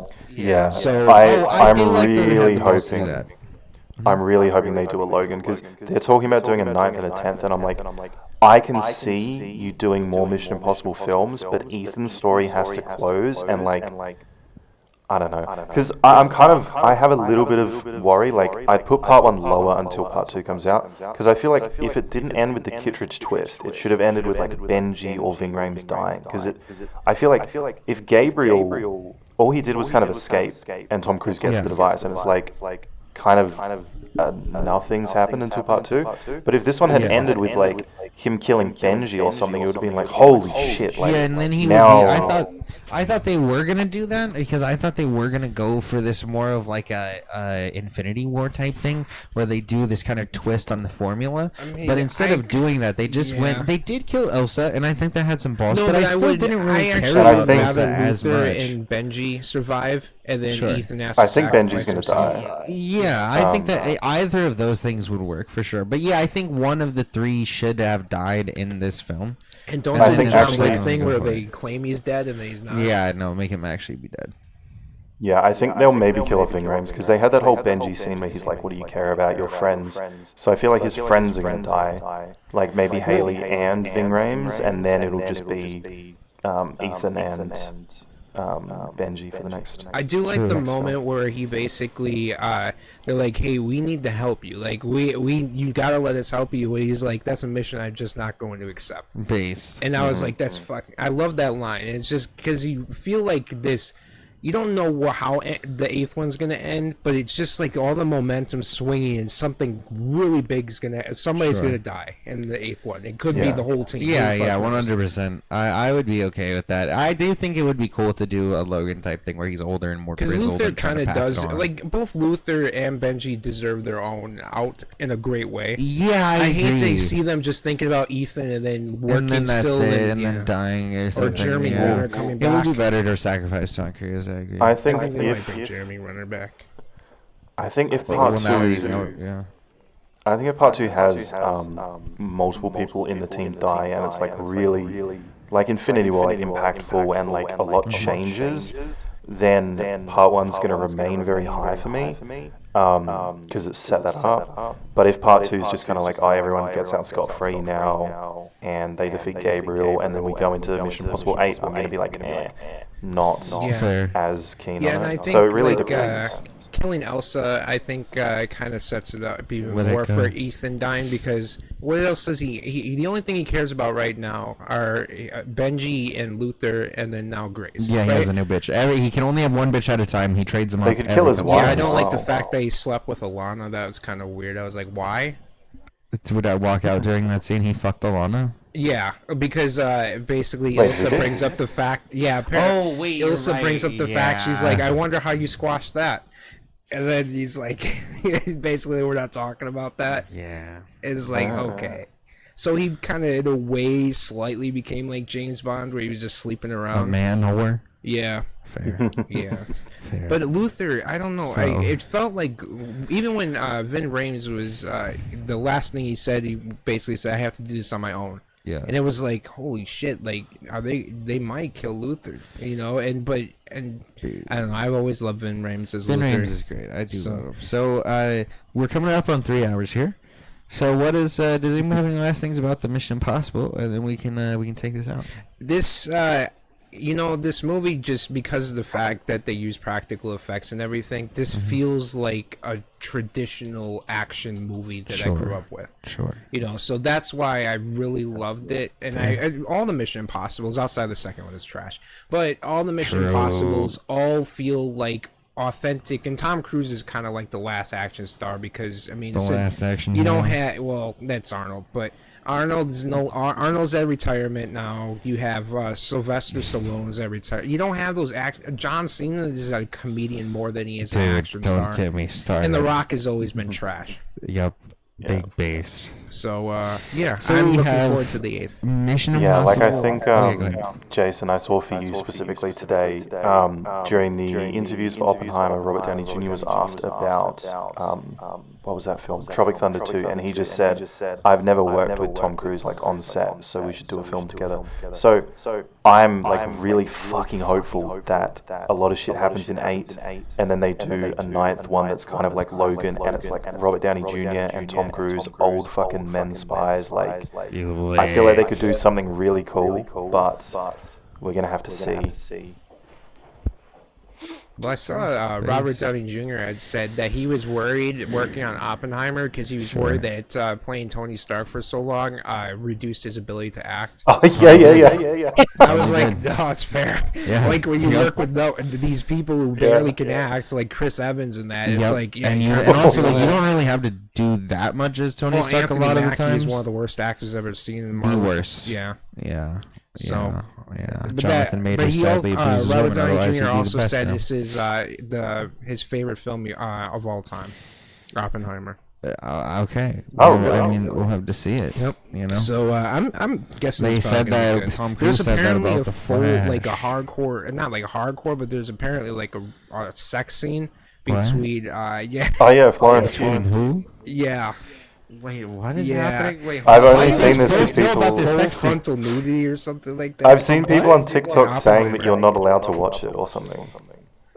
I've I've been getting TikToks of like Florence Pugh is like, well, look, I don't know anything about Florence Pugh, but I've been getting TikToks from like lesbian TikTokers that are like, men are not allowed to watch this scene, it's for us. And I was like, okay, I haven't seen the That's film fucking yet. fantastic. I love that. That's hilarious. You know what?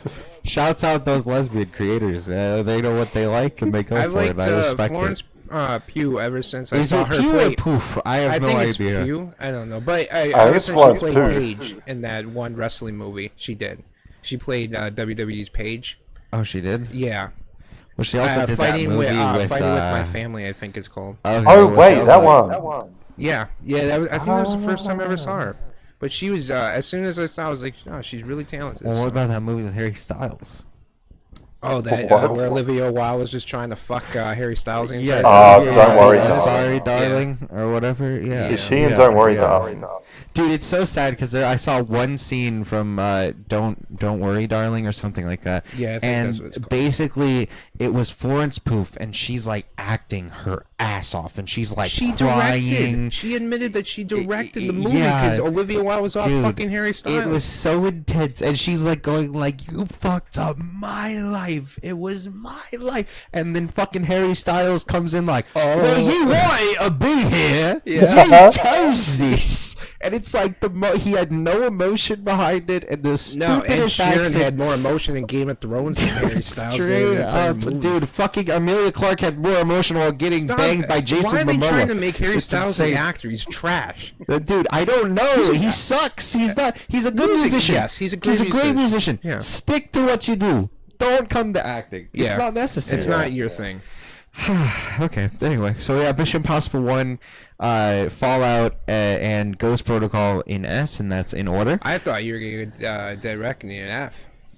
The way you were making it. No, I think that like the villain aspects of it are the worst parts to me, but I think that generally it's not like much worse Lane is than probably one MI3. of the worst villains. Yes, Blaine is the worst Yeah. villain. Five, I still think 5 Even should the be villain lower. in I still the think 5 should second be the film same. isn't terrible, right? Like I don't think. Yeah, so. the villain is fine in the second one. It was everything else that was the problem in the Yes. second one. I Well, that think was the even with, Vanilla like- Sky haircut. True. I think even with like a really bad Mission Impossible plot that you don't like, there's so much other good stuff. Like it's not like Fast X where everyone's like not doing Yeah. their job. Like the producer, the actors, the fucking Yeah. cinematography, like it's all really good. So Yeah, you Yeah. had Tom Cruise saying, or Ethan Hunt saying, "Family." No, true. No, I got loud at the beginning because you said it was like probably your favorite one of them all. Oh, That's well, what you that- started yeah, out with 3 obviously. Is that what hours ago. Jason said? No, I have my favorite 3. So Those are yeah, my that's favorite 3. that's why I was like, "Fuck you, Well, buddy." let's not get too loud, but I think it might be my second favorite. Okay. Okay, hey, that's fair. That's fair. It is. It's I just think all it's depends Fallout a Dead lot on Reckoning, what but happens I at have the to. end. No, I agree. It depends on what happens And in I the second hate. part. Oh, there is one part that I say I fucking hated was the whole crypto thing.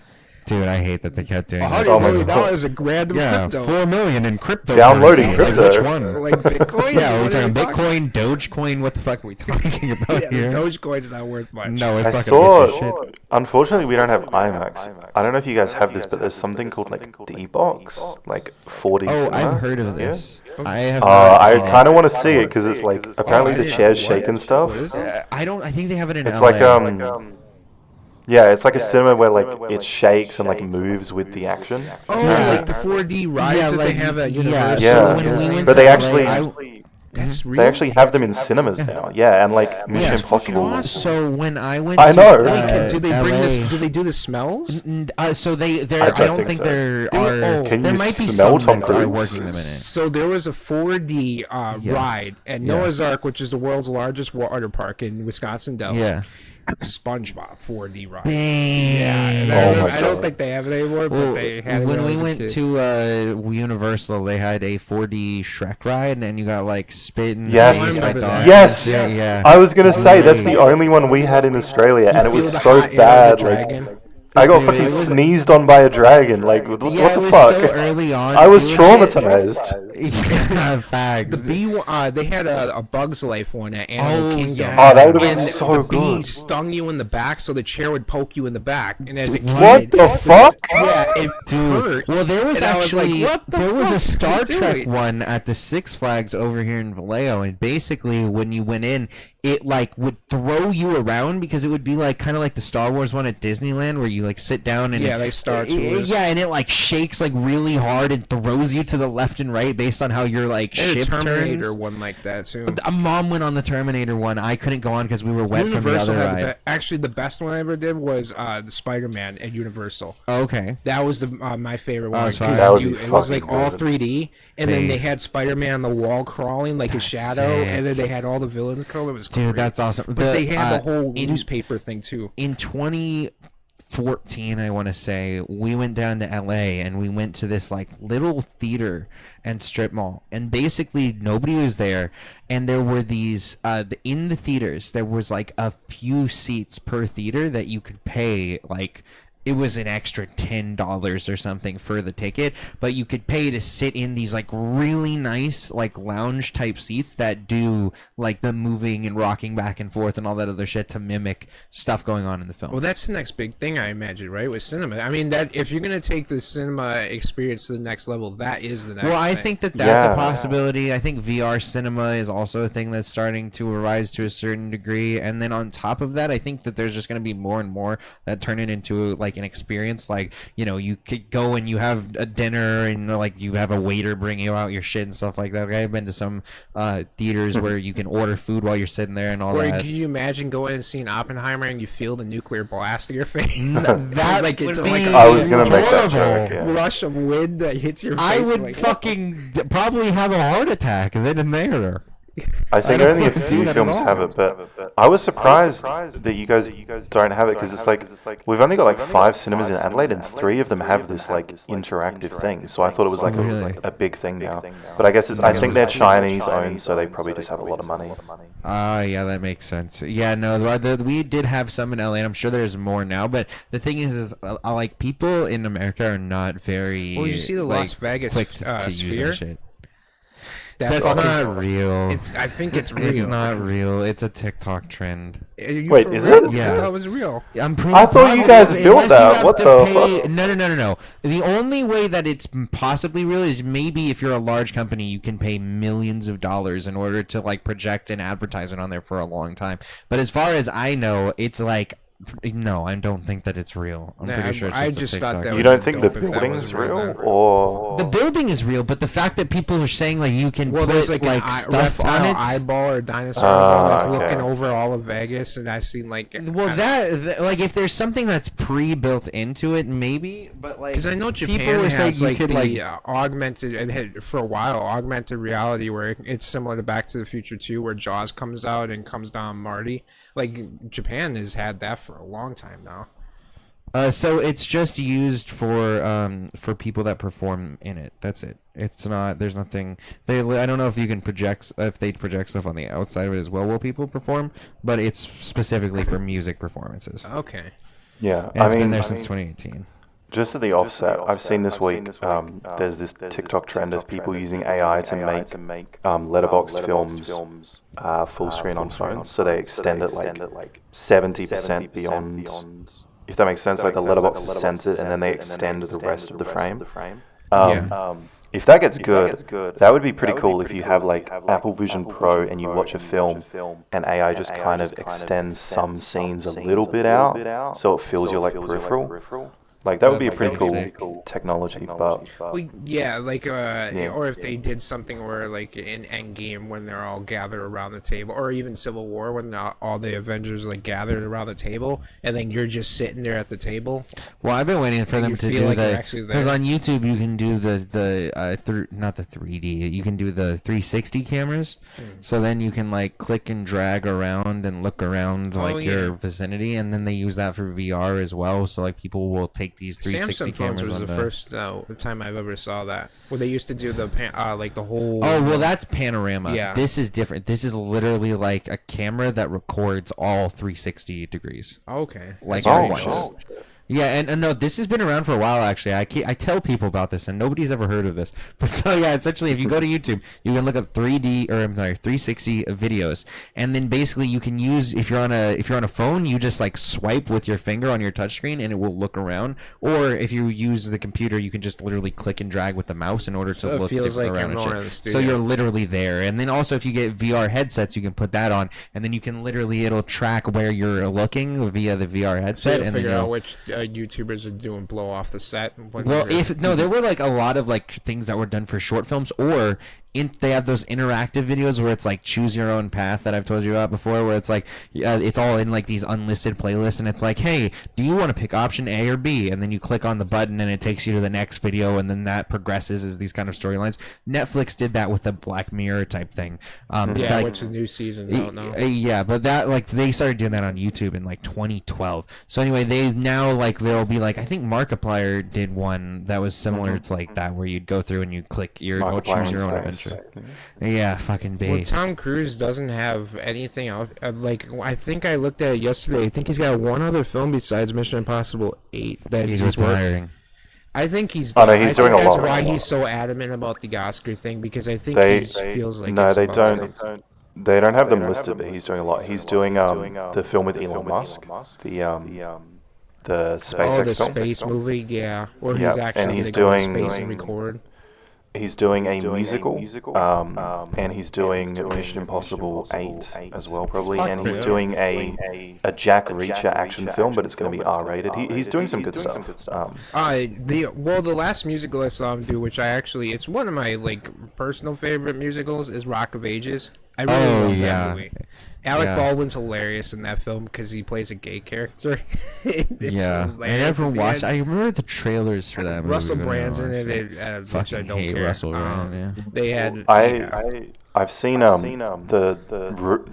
confirmed report was that Tom Cruise is doing the musical as an Oscars vehicle. So I'm really interested to see what that's going to be like. A Tom Cruise musical specifically made to make him win an Oscar. Yeah, it's gonna be a historical musical piece. It has to be. That's always what it is. Yeah. That's always when the Oscars. Yeah, I don't know what music he would do. He wouldn't. He would have to write. He'll just whistle. Just, Tom Cruise whistle. sing? Don't.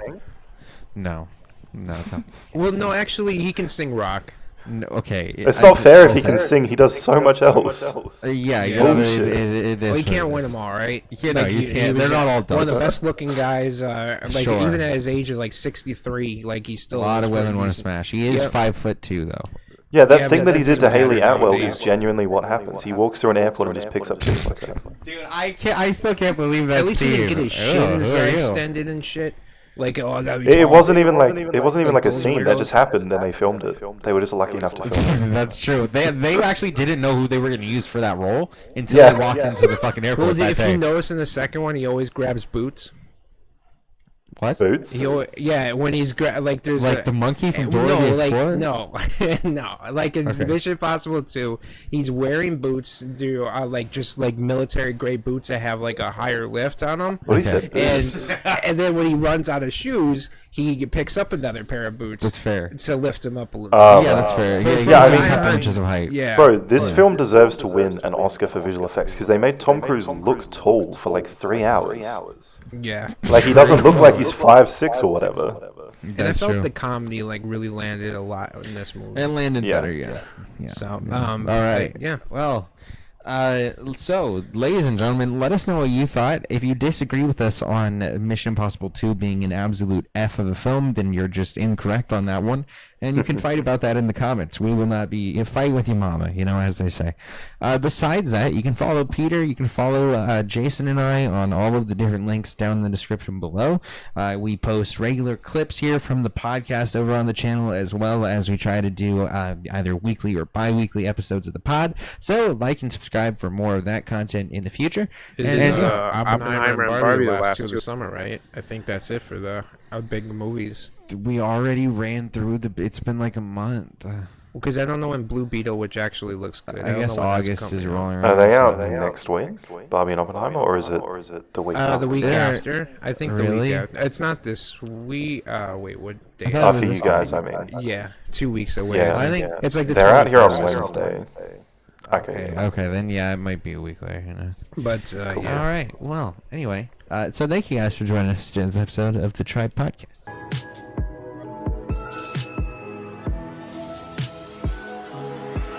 I spaced out of my head to the depths of the universe. It's a spell or a chance just to open up a newer curve.